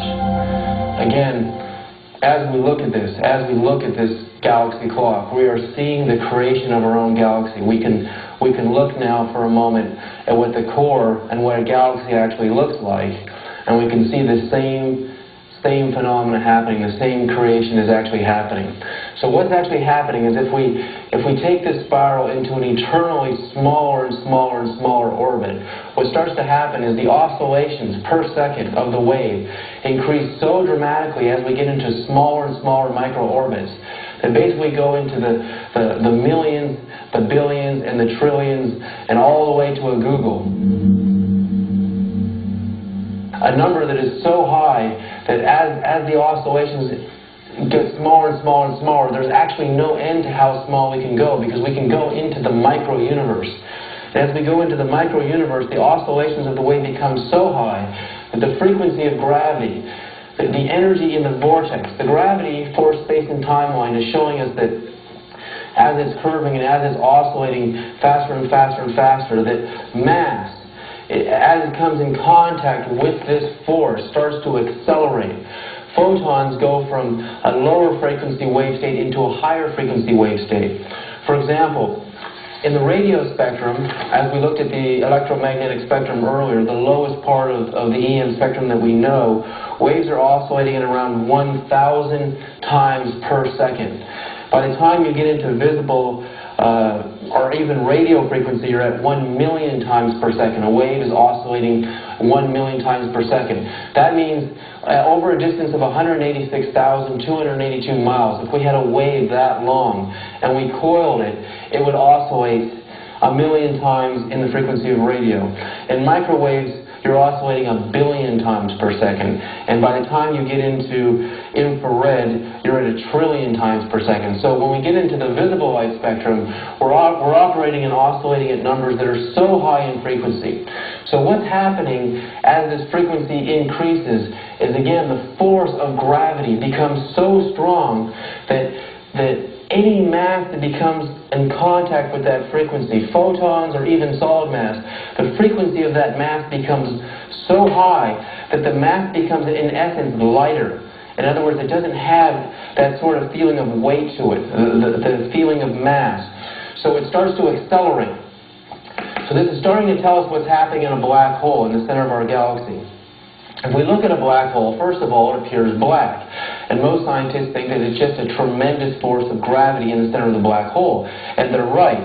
But what this theory shows is there's something else happening in a black hole. We're seeing oscillations per second going so fast, and that matter, mass, photons are actually starting to come in contact with this field. And at this point, which is known as the event horizon in a black hole, matter is accelerating beyond the speed of light. And if matter accelerates beyond the speed of light, and we view the universe, we take pictures with cameras, when we look at a black hole, you can't see anything because it's oscillating faster than the wavelengths with which we see light with our brains. So we get a void. A picture of a black hole shows it to be black because it's oscillating too fast. It's going beyond the speed of light, so therefore it just appears black. If really we had cameras and wavelengths in our brain capable of seeing into higher frequencies and energies, a black hole would actually be luminous. It would just be a greater increase of energy, according to this theory.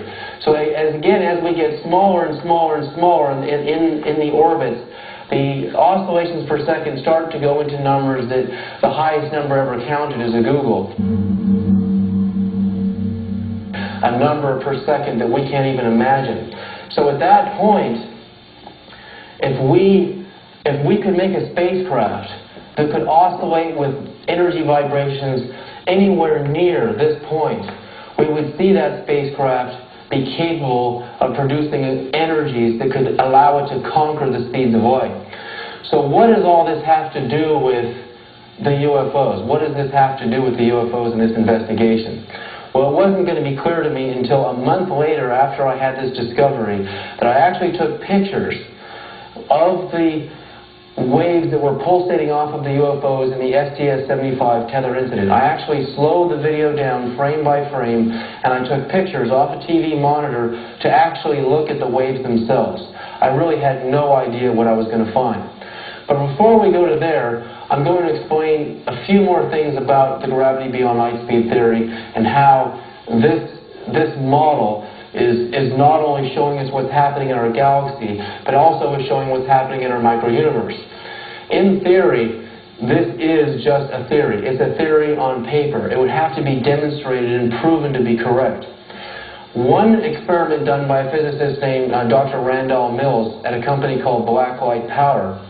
If we go into the microuniverse, assuming that on my galaxy clock here, the distances I'm using, the size of this clock is about 6 million miles across, which is not actually that large in comparison to even our solar system. If this was Earth here and the Sun is 93 million miles away, we can see if this is 6 million miles, it's not that big of an amount of space to be having these orbits moving through. But assuming we're getting way into here, and this is the size of an atom, and this is the proton in the middle of the atom, and these orbits here are layers in which an electron orbits around the proton. The hydrogen atom has one proton and one electron. And we all know that hydrogen is a source of fuel and is a source of energy.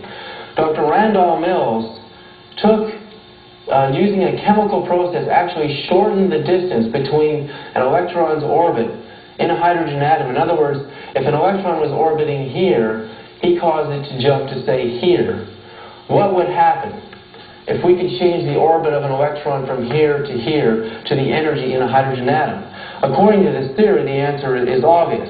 If the electron jumped from here to here, you would see an increase in the frequency of the oscillation of the electron around the proton. Here, if we go into an innermost wheel, if we move into a closer wheel to the center of the proton, you would see an increase in the oscillation of the electron around the proton, and therefore an increase of energy. Well, in Randall-Mills experiments, once he shortened the distance between the electron's orbit around the proton, that's exactly what happened.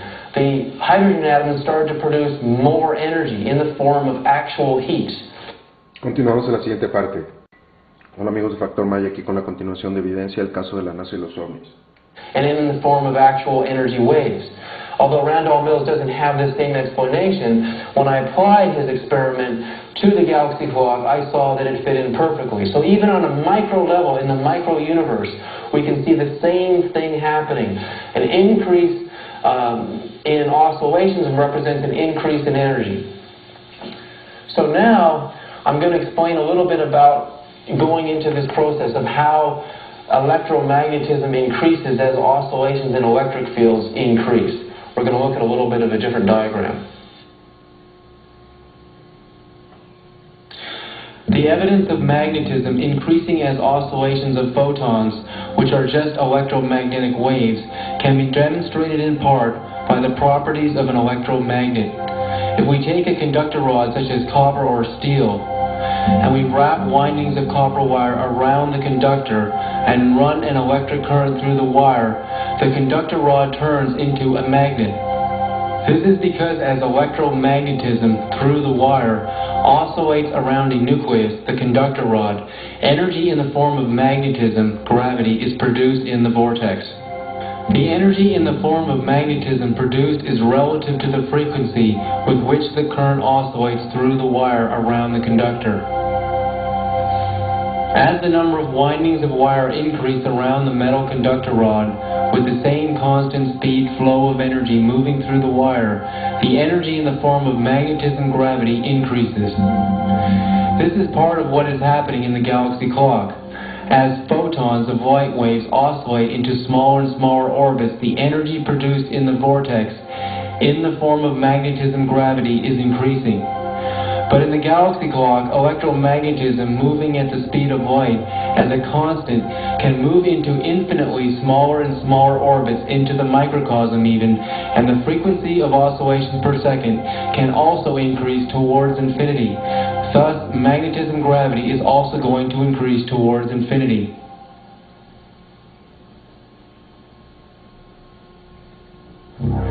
Mesmerized by the amazing pulsing waves from the STS-75 tether incident UFOs, I decided to take a look at the waves frame by frame.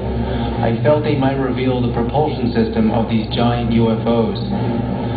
I once asked Dr. Glenn Seaborg, who shared the Nobel Prize with Macmillan for the discovery of plutonium, former chair of the Atomic Energy Commission under Presidents Kennedy, Johnson, and Nixon, authorizing all of the nuclear weapons testing at the Nevada test site, about anti-gravity generators being developed by alternative energy developers. He answered me and said, if anyone could build a gravity generator, they would have an energy source far beyond nuclear fusion, and I don't believe anyone is doing anything like that yet.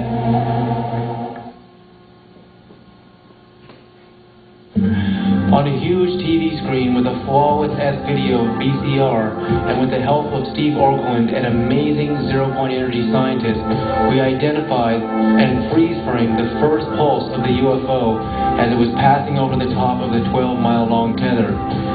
We were both astounded and in such awe I could barely speak. It was a profound moment in this investigation. We were looking at what appeared to be a gravity wave with a steep spiral radiating from the UFO right out of the Phase 2 galaxy clock. It was the clear signature of a powerful gravity wave that was clearly bending light into the shape of the incredible magnitude of the wave. The wave radiated right out of the black hole in the center of the UFO, and we could see clearly that by the extreme steepness of the wave coming out of the black hole, that the hole was the point where gravity produced in the UFO's propulsion system was faster than light. And because our eyes and cameras could not produce a signal that fast, it appeared black as the mystery that beckoned me with the knowing that the UFOs were capable of utilizing such high-frequency gravity waves that they could conquer the speed of light and visit us from another star system. The Phase 2 pulse was equally astounding because it showed an outward pulsing ring, another phenomenon that happened in the galaxy clock when each inner ring completed an oscillation. It produced an outward moving wave, and as all the rings in the galaxy clock completed their oscillations, the wave would radiate out to the periphery of the clock. But this was also telling me that the extreme high-frequency magnetism gravity produced in the center of the UFO's gravity generator was being distributed throughout its mass. There had to be a reason for this, I thought. But was this the UFO's propulsion system? The Phase 3 pulse was showing the ring moving back towards the center, as if to see the galaxy clock moving in the opposite direction. Perhaps they alternated their pulses in time forward with time reverse, and there was some reason for doing this. Perhaps this prevented the high-frequency pulsing energy from dissipating and keeping the mass of the UFO in a high-frequency wave state.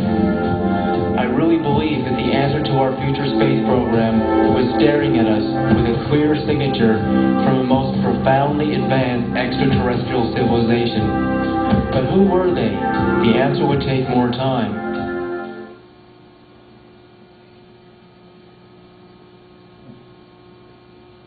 I sent the photographs of the three-phase pulse to Dr. Newth and wrote the following letter on January 22nd, 2000. Dear Dr. Newth, I just wanted to see if you received the photos from the NASA video I sent you. Also, have you seen the videotape yet? What do you think of the pulsing waves of light in their particular formations? Dr. Newth wrote me back the following letter on February 22nd, 2000. Dear Mr. Sereda, yes, I received your photographs and they are indeed quite peculiar. However, at least in the photographs, I have seen nothing that cannot be explained as floating debris illuminated through sharp shadows in the shuttle bay. Maybe the videotape shows different things. I will try to see the tape soon. Signed, Joe Newth.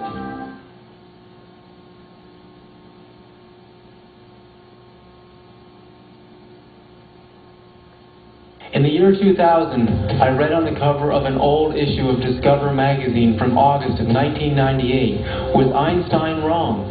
News broke that a professor at the University of California, Berkeley, Dr. Raymond Chow, had caused photons to do 1.7 times the speed of light. Dr. Chow did an amazing experiment using atomic clocks to measure the speed at which photons travel through normal space at the speed of light, and next to this, he ran photons through a quartz glass barrier, and they actually tunneled, he said, through the barrier at an astounding 1.7 times the speed of light. When I read the words tunneling photons, I applied them to my galaxy clock, and the answer as to why the photons passed through the quartz glass faster than photons that didn't was so obvious.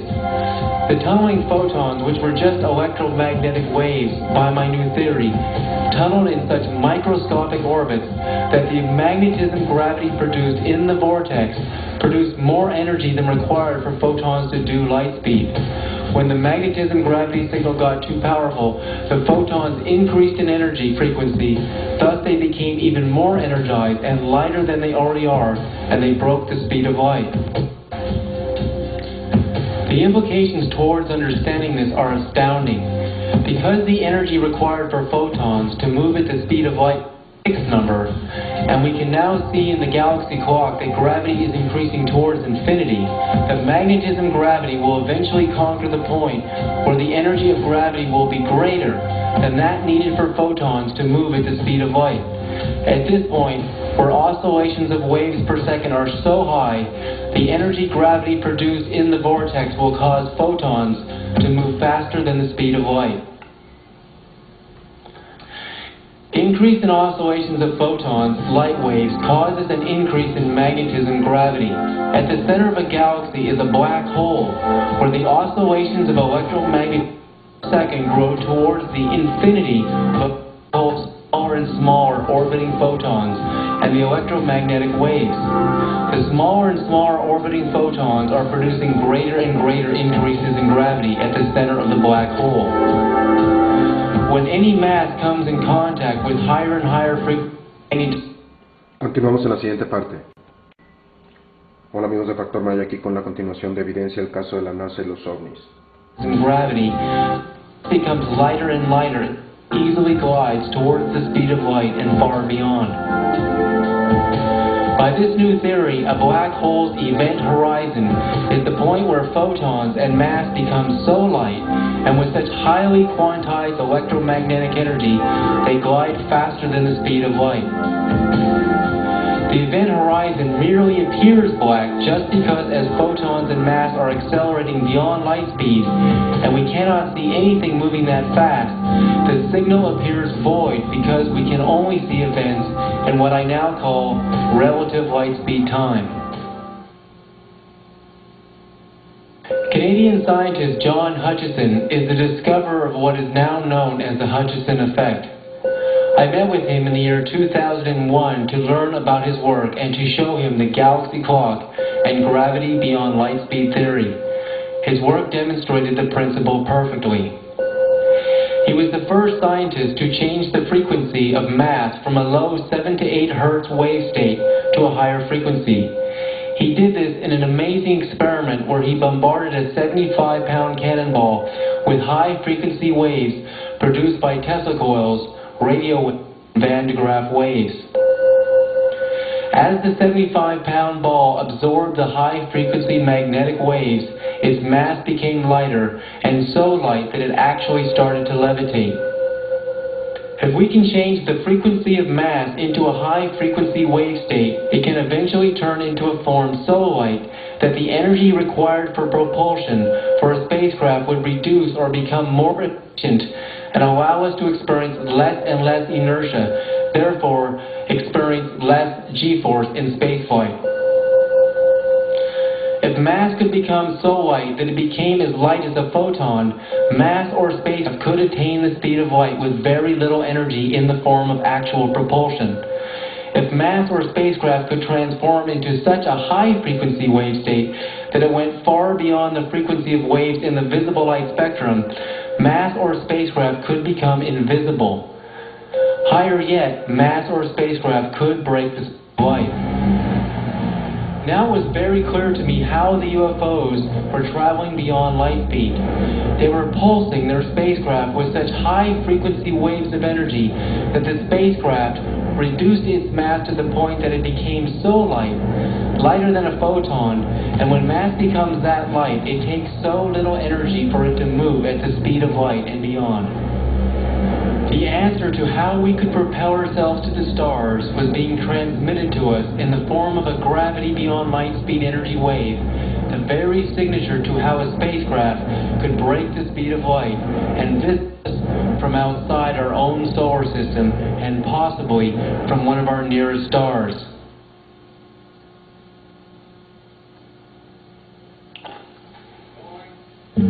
In 1996, just after the STS-75 tether, NASA opened the Breakthrough Propulsion Physics Lab, a new project at NASA designed to look at advanced concepts in space energy and propulsion, even beyond light-speed theories.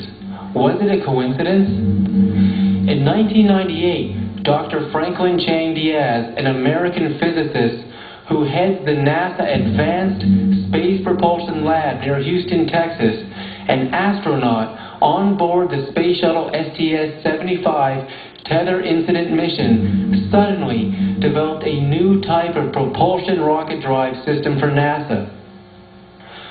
Dr. Franklin Chang Diaz had invented a revolutionary type of rocket engine that utilizes high-energy, pulsed electromagnetic waves called the Variable Specific Impulse Magnetoplasma Rocket.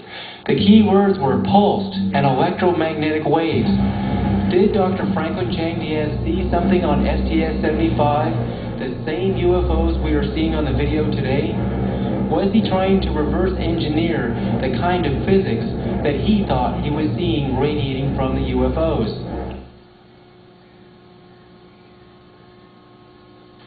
You're about to see what we call the interdimensional shift sequence. It's an amazing sequence because it shows something actually moving from one dimension into another. A UFO that appears to just suddenly come from nowhere, as if from another dimension. But now we have a little bit of an idea of what that actually means. You're going to see the curvature of the Earth down here. You're going to see a lot of lightning flashes on the ground here. And then you're going to see a brightly glowing object kind of moving very slowly into frame here. And then it kind of just stops around here. And there'll be a lot of what appear to be, again, what NASA will try to tell us are shooting stars or meteorites streaking by, some of them actually leaving the Earth. You're going to see things coming straight in and disappearing into the clouds. It's really a powerful scene. But watch up here. About this point in the screen, keep your eyes focused there, because all of a sudden, out of the black void of space, above the Earth, a disk with the familiar shape just suddenly, out of nowhere, just appears. How did this happen? The Space Shuttle's actual cameras, the black and white cameras that we're looking at, can see into the near ultraviolet, a frequency of light that humans can't see because it's too high in energy. We know that if the UFO is actually mass vibrating in a high frequency wave state, all the UFO has to do is go into a higher level of energy, and it can simply suddenly disappear. But in reverse, if the UFO were actually already in a higher frequency than the cameras could detect, somewhere up in the far ultraviolet or the X-ray or gamma ray spectrum, all it has to do is slow its energy down to that equal to the energy levels of the near ultraviolet or the visible light, and suddenly the UFO would appear. I remember in 1968 when I saw the first and only daylight UFO I'd ever seen. For over half an hour I watched with hundreds of people in amazement in Berkeley, California in 1968, looking up into the sky, and we watched this disk, this incredibly visible metallic disk, just hover there, and all of a sudden blinking out and disappearing in a matter of a second. It didn't accelerate and go somewhere else, it actually just disappeared. So essentially the UFO I saw in 1968 did the same thing, but in reverse of what you're seeing here. This UFO is doing the opposite. It's slowing down energy and suddenly just appears in our dimension, and all of a sudden it just kind of drifts by, and you'll see a lot of other exciting things in this part of the video.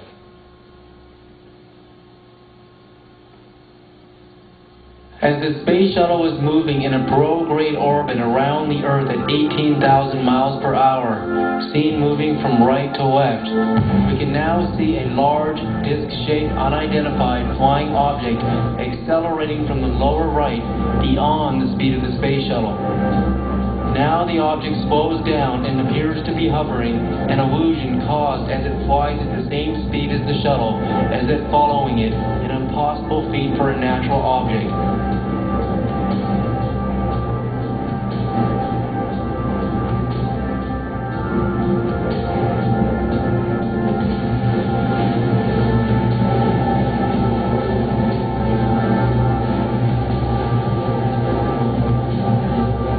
Lightning flashes down on the ground and objects moving in all sorts of different directions down below. And now an object streaks by at amazing speed, far faster than the speed of any meteorite or shooting star or known manned spacecraft.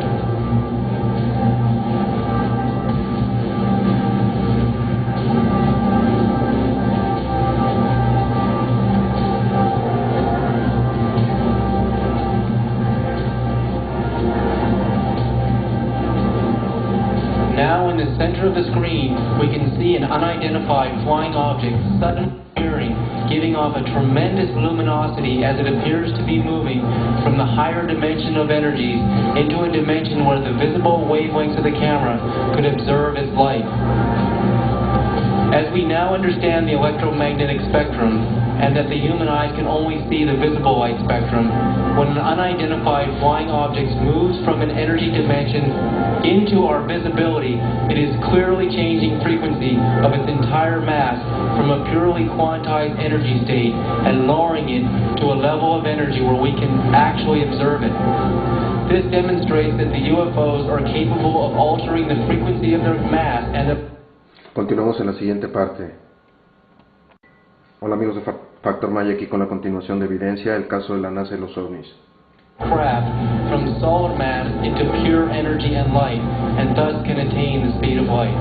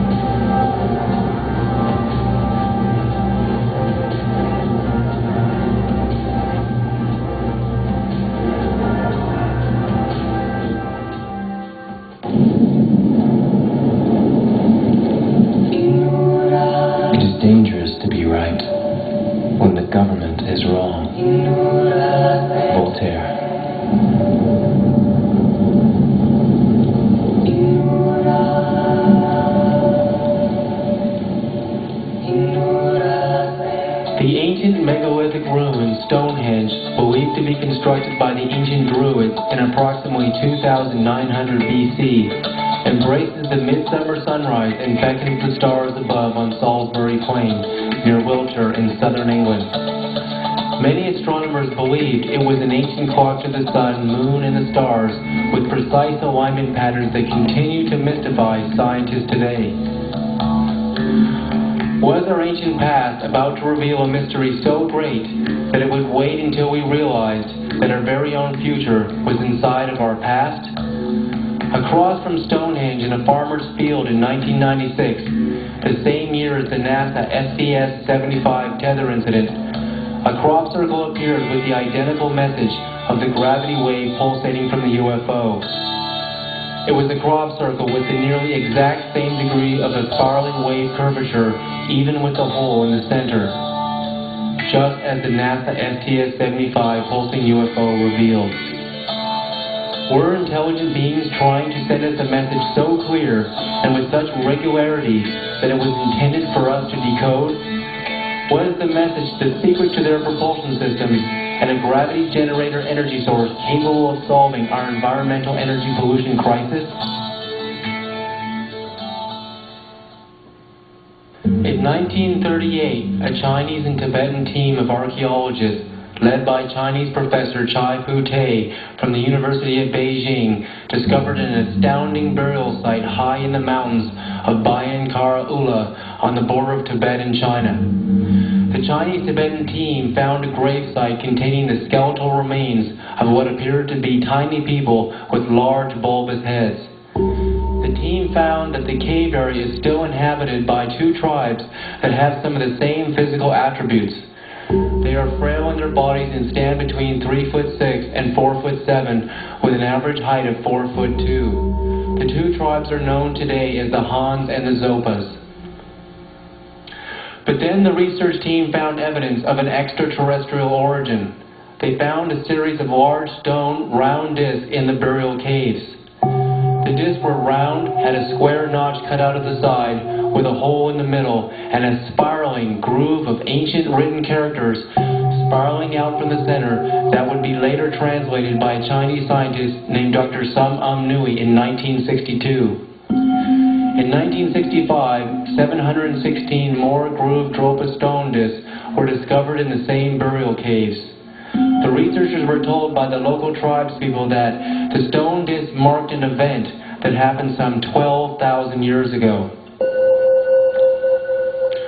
When we compare this amazing NASA UFO photo to the Dropa stone disk, we can see an astounding perfect match.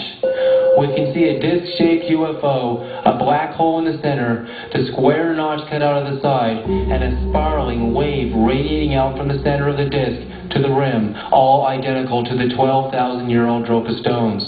Could this be the very signature that an ancient civilization wanted us to see? Could these ancient peoples of China and Tibet have recorded an event 12,000 years ago describing UFOs right down to a magnetic, pulsing wave of energy? In the early 1960s, Professor Sum Nui broke the code of the characters written in the tiny writing of the spiraling groove of the Dropa stone. Eventually, the translation of the disc was published.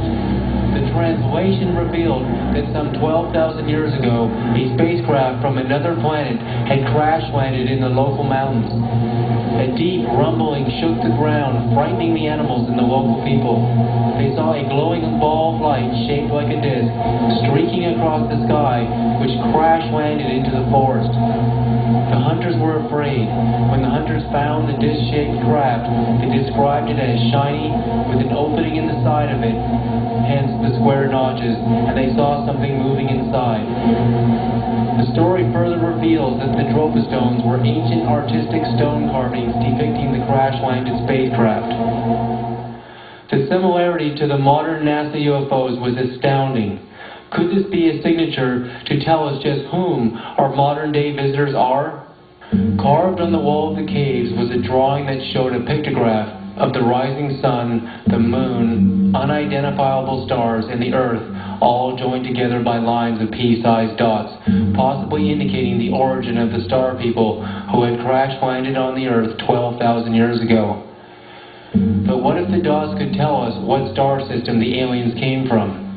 In 1947, after viewing a Dropa stone disk, English scientist Dr. Carl Robin Evans learned that the Zopa tribe's language. He later learned from Lurgan Law, the religious guardian of the Zopa people, the history of the Zopa people's origins. He was told that they originally came to Earth from a planet in the star system of Sirius about 20,000 years ago. Now, if we could assume that the NASA UFOs, by their amazing identical signature to the Dropa stones, the disc shape, the black hole in the center, and the spiraling groove, the square notch cut out of the side, were from the very same place, the star system of Sirius, we might know just whom our modern-day visitors are. Could beings from Sirius be visiting Earth today? The Zopa religious leader told Dr. Carl Robin Evans that there was a periodicity to their Sirian ancestors' visits to Earth. From different sources, we have 10,000 BC from Dr. Sum Nui to 18,000 BC to the year 1014 AD. Considering the periodicity to the Sirian visits to Earth, could NASA astronauts and Earth have been visited by the same beings back in 1996? The similarities are too astounding to ignore, and they will get even deeper as the star Sirius shines 8.7 light years away from Earth. I would then be led to read Robert Temple, a British astronomer's book, The Sirius Mystery.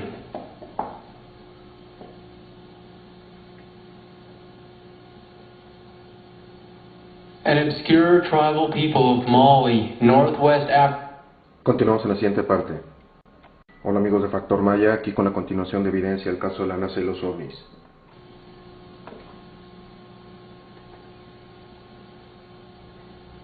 An obscure tribal people of Mali, northwest Africa called the Dogons, isolated from the outside world for countless centuries, are guardians to sacred knowledge about the star system of Sirius. Knowledge that has migrated with their highest priests from pre-dynastic Egypt earlier than 3000 BC. They spoke of highly advanced astronomical knowledge of the Sirius star system. The Dogon priests actually had maps of the star system of Sirius. Long ago, they actually said Sirius had an A star and had a B and a C star. And both the B and the C star would revolve in an elliptical orbit around the main star every 50 years. So you have a 50-year orbit of the B and the C star. At this point in time, we had only seen the B star. And when Robert Temple wrote his book in 1972, he didn't know anything about the evidence of actually finding the C star. So at this point, it seemed like a myth.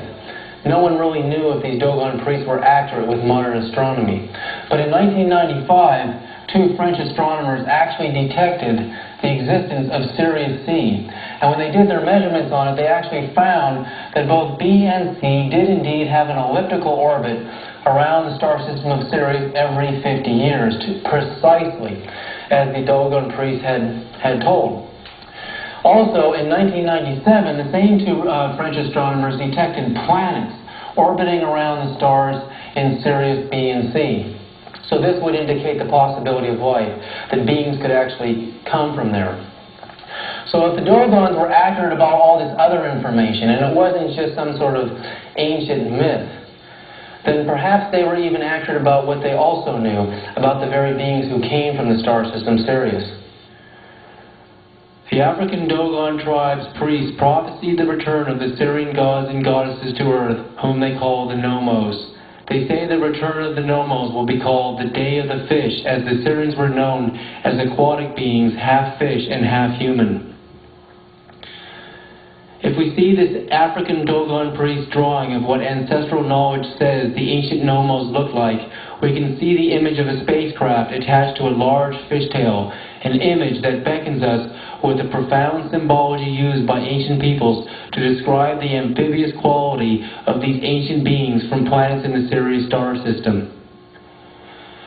Now, if we assume that these Syrian Nomo gods and goddesses were amphibious and had to travel all the way from Sirius, 8.7 light years away from Earth, they would need water to encapsulate their bodies in while they were in deep space transit. Now, the mystery is unfolding.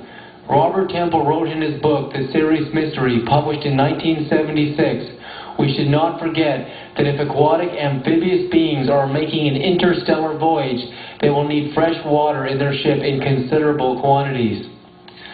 As this investigation began with NASA scientist Dr. Louis A. Frank's detection of water balls, the connection to Sirius was pointing towards water once again. Dr. Frank really believes these are balls of water, water balls the size of small houses entering our Earth at a rate of 10 to 20 million impacts a year. But remember the problem that Dr. Newt came up with. Because the water balls, there were so many of them entering our Earth's atmosphere, so many. He detected that no satellite has a chance of surviving days, let alone years, if these were actually meteors. In fact, the space shuttle, he felt should actually be struck by one of these objects. Yet he said no satellite has ever been struck by one of these objects. A fact that actually disturbed Joseph Newt so much that he doesn't actually believe these things are water. And remember, I detected the only possible answer for that to occur would be if the water balls were going around the satellites, actually going around them, and that would detect intelligence. The ancient Dogon priests actually described the Syrians traveling in watery-like spacecraft from the star system Sirius to kind of encapsulate these half-fish, half-human gods in their transit from this star system 8.7 light years away. Watery spacecraft, watery balls. And when we take that all the way back to Dr. Frank's discovery at NASA of water balls, these incredible water balls, so many of them, it seemed to come together. There was an amazing coincidence that I couldn't ignore. There was a distinct possibility that these water balls were actually Syrians in transit to Earth. Or even another possibility, because they were gods of water, they would be masters of water. And perhaps some of these water balls were actually their craft, but others may have actually literally been balls of water being dropped on our Earth to help heal our ozone layer. Because as I explained earlier, water eventually breaks down into hydrogen and oxygen under intense solar radiation, and therefore with the oxygen would eventually transmutate into O3, which is ozone. So could ancient Syrian gods be actually helping us heal our ozone layer?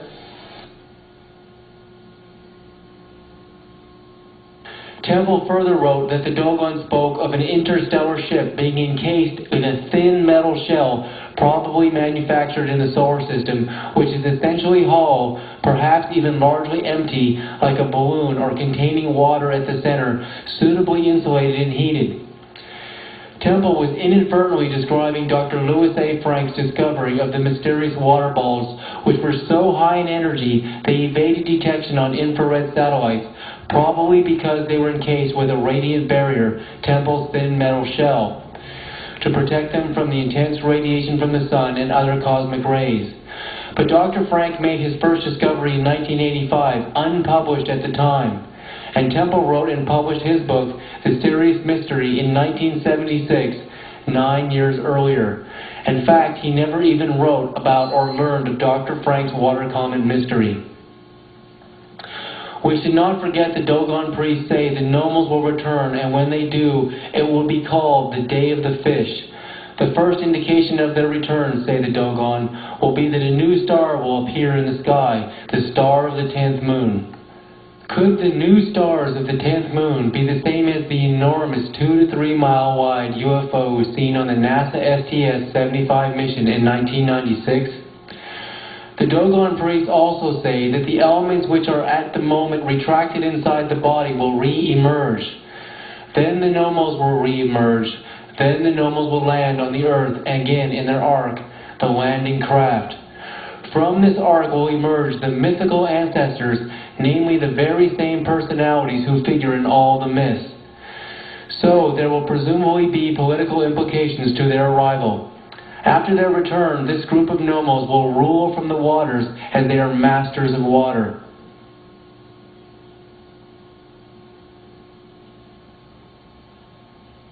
"7,000 years ago, in Babylonian mythology, there was a god named A, later called Oanes by the Greeks, who suddenly emerged from the ocean. A was a water god. He was depicted with the upper body of a man and the lower body of a fish. According to ancient peoples, he taught architecture, math, astronomy, and early sciences to help humankind come out of the dark ages and enter civilization. Oanes' fish-tailed feminine counterpart, the moon goddess Atargates, was the earliest mermaid deity. She was the predecessor of the Greek love goddess Aphrodite, and water was their primordial element.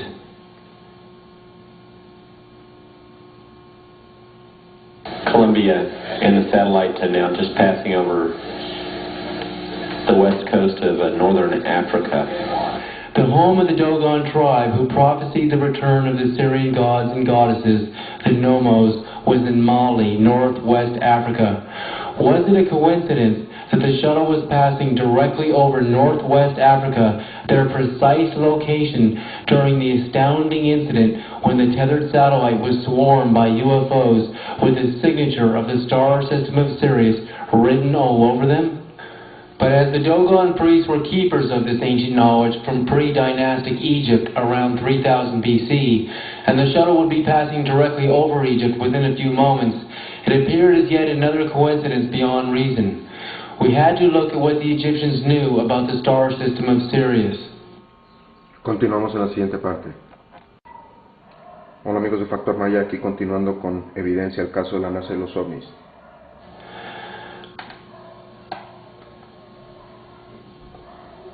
Because the Dogon tribe migrated to northwest Africa originally from Egypt in 3000 BC, we would have to look at what the ancient Egyptians knew about the star system of Sirius and the great gods and goddesses who came to Earth thousands of years ago and brought humankind from primitive life to modern civilization. Because today we may have an indication that they have returned, perhaps to bring us to yet a higher level of civilization.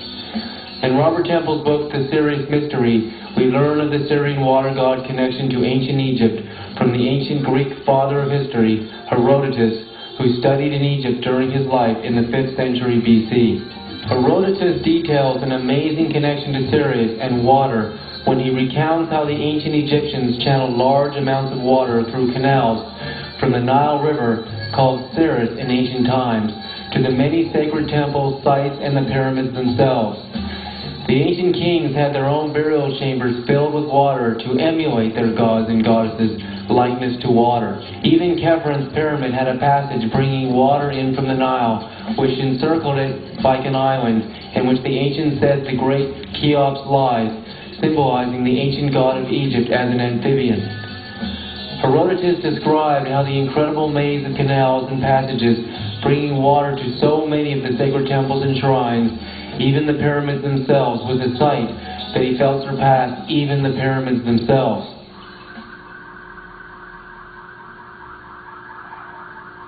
The great Egyptian goddess Isis, the wife of the chief of the Egyptian god Osiris, symbolized as the all-seeing eye, was herself also symbolized as an all-seeing eye with a throne. Osiris was said by one of Aristotle's companions who visited Egypt, heard of an ancient myth that Osiris could not walk because his legs were grown together. Does this tell us once again that he too was an amphibian from the star system of Sirius? Known to the ancient Egyptians as the star system Sirius herself, Isis tells that, "I am she who goes out to the dog star." Because she is the wife of Osiris, they must both be the same kind of beings, and they must both be from the same star system of Sirius. Isis spoke of her travels to the star system of Sirius, so how did she travel there? Was she actually just visiting Earth from Sirius? Did she travel to Earth from Sirius in a spacecraft? Being a goddess of water, would she travel between Earth and Sirius in a watery spacecraft, just as the Dogons told? Both the Dogon and Isis called Sirius the dog star and symbolized it as a dog. But why? Perhaps it was because the great Egyptian god Anubis, symbolized as a half-man, half-dog god, was said to be the god of the star system Sirius by the ancient Egyptians. Anubis was also known as the god of the dead, who would guide the pharaohs and the spiritually adept of ancient Egypt upon their death in a celestial boat to their heavens in the star system of Sirius. The mystery as to what caused the water erosion around the Sphinx has baffled archaeologists since its discovery. The water erosion markings were much too high on the Sphinx to suggest that the Nile River had ever flooded that high. But Herodotus accounts of channeling water to fill small lakes that encompass the shrines of their Syrian gods and goddesses. Could the ancient Egyptians have built these giant water receptacles to make a place to stay for their half-human, half-amphibian gods and goddesses as they would visit them from the star system of Sirius? The mystery of the Sphinx revealed itself to Robert Temple as a half-dog, half-human, instead of the half-human, half-lion pervading theory. Temple argues that the body of the Sphinx is too long in its torso to be a body of a lion, as lions have rather short torsos, whereas dogs have very long ones. So Temple felt that the body of the Sphinx was a dog, as an emulation of the Syrian god Anubis, symbolizing what the Dogon tribe called the dog star Sirius. But once again, Temple extracts from the Greek historian Herodotus that the body of the Sphinx was originally lying in a man-made lake surrounded by water, explaining the mystery as to why the Sphinx was so eroded by water at such a high level. This also demonstrated that Anubis was a god of the waters. As the great gods of Sirius living in Egypt were masters of water and presumably knew how to manipulate the waters, could they send and direct balls of water from deep space and bring rain in large quantities and transform the arid deserts into a thriving oasis with rich agriculture? Continuamos en la siguiente parte, siguiente y última. Hola amigos de Factor Maya, aquí con la continuación y la última parte de evidencia, el caso de la NASA y los ovnis. It was written that Egypt in ancient times had a rich and thriving agriculture. Could these ancient masters of water have turned a desert into an oasis because they had such power over the waters? We are reminded of the many great miracles of mastery over water. When Moses had God part the Red Sea, when God caused the great flood in the time of Noah and warned him of the flood well in advance of its arrival. Could this be because Noah's God had mastery over water and he knew the flood was coming because God just had to send huge amounts of water in from deep space and have it rain down on the earth for 40 days and 40 nights? We are also reminded of the many miracles of Jesus Christ, where he walked on the water and turned the sea into wine, and he commanded the sea to a calm when his disciples feared that the severest ocean storm would claim their lives, once again showing mastery over water. Robert Temple also wrote in his book, The Sirius Mystery, that the Dogons actually believed that Jesus too was a Nomo from the star system of Sirius, and therefore a god who had mastery over the waters. The great masters of water could also direct and send giant balls of water down onto our Earth's atmosphere, guiding them around satellites and the shuttle to prevent collisions, and the water would eventually transform under solar radiation into hydrogen and oxygen, and the oxygen would transmutate into ozone, yet another benevolent act by the ancient goddesses and gods to help heal our failing ozone layer. Former science advisor to Walter Cronkite, Richard Hoagland, a profound space researcher, discovered that on May 27, 1999, NASA launched Space Shuttle mission number STS-96 at 6:50 a.m. Eastern Daylight Time, 3 years after the STS-75 tether incident, with the star system of Sirius at 33.33 degrees from the horizon at the launch site in Cape Canaveral, Florida. But why was Sirius at precisely 33.33 degrees during this launch, the highest symbol of enlightenment in Masonic wisdom? Because all of the founding fathers of the Constitution of the United States of America were highest degree Masons, and that the Washington monuments were all designed in the order of perfect architecture and masonry, this was no coincidence. Even the United States $1 bill, seen with the pyramid, with an eye hovering above it, was a symbol used by the ancient Egyptians for their chief god, Osiris, the husband to Isis, the gods of the Sirius star system. Were the highest powers at NASA using symbology to tell the star system of Sirius that they had understood just who our visitors are, and that we have received their message, and we were sending a reply that said, yes, we understand who you are, and that you have returned?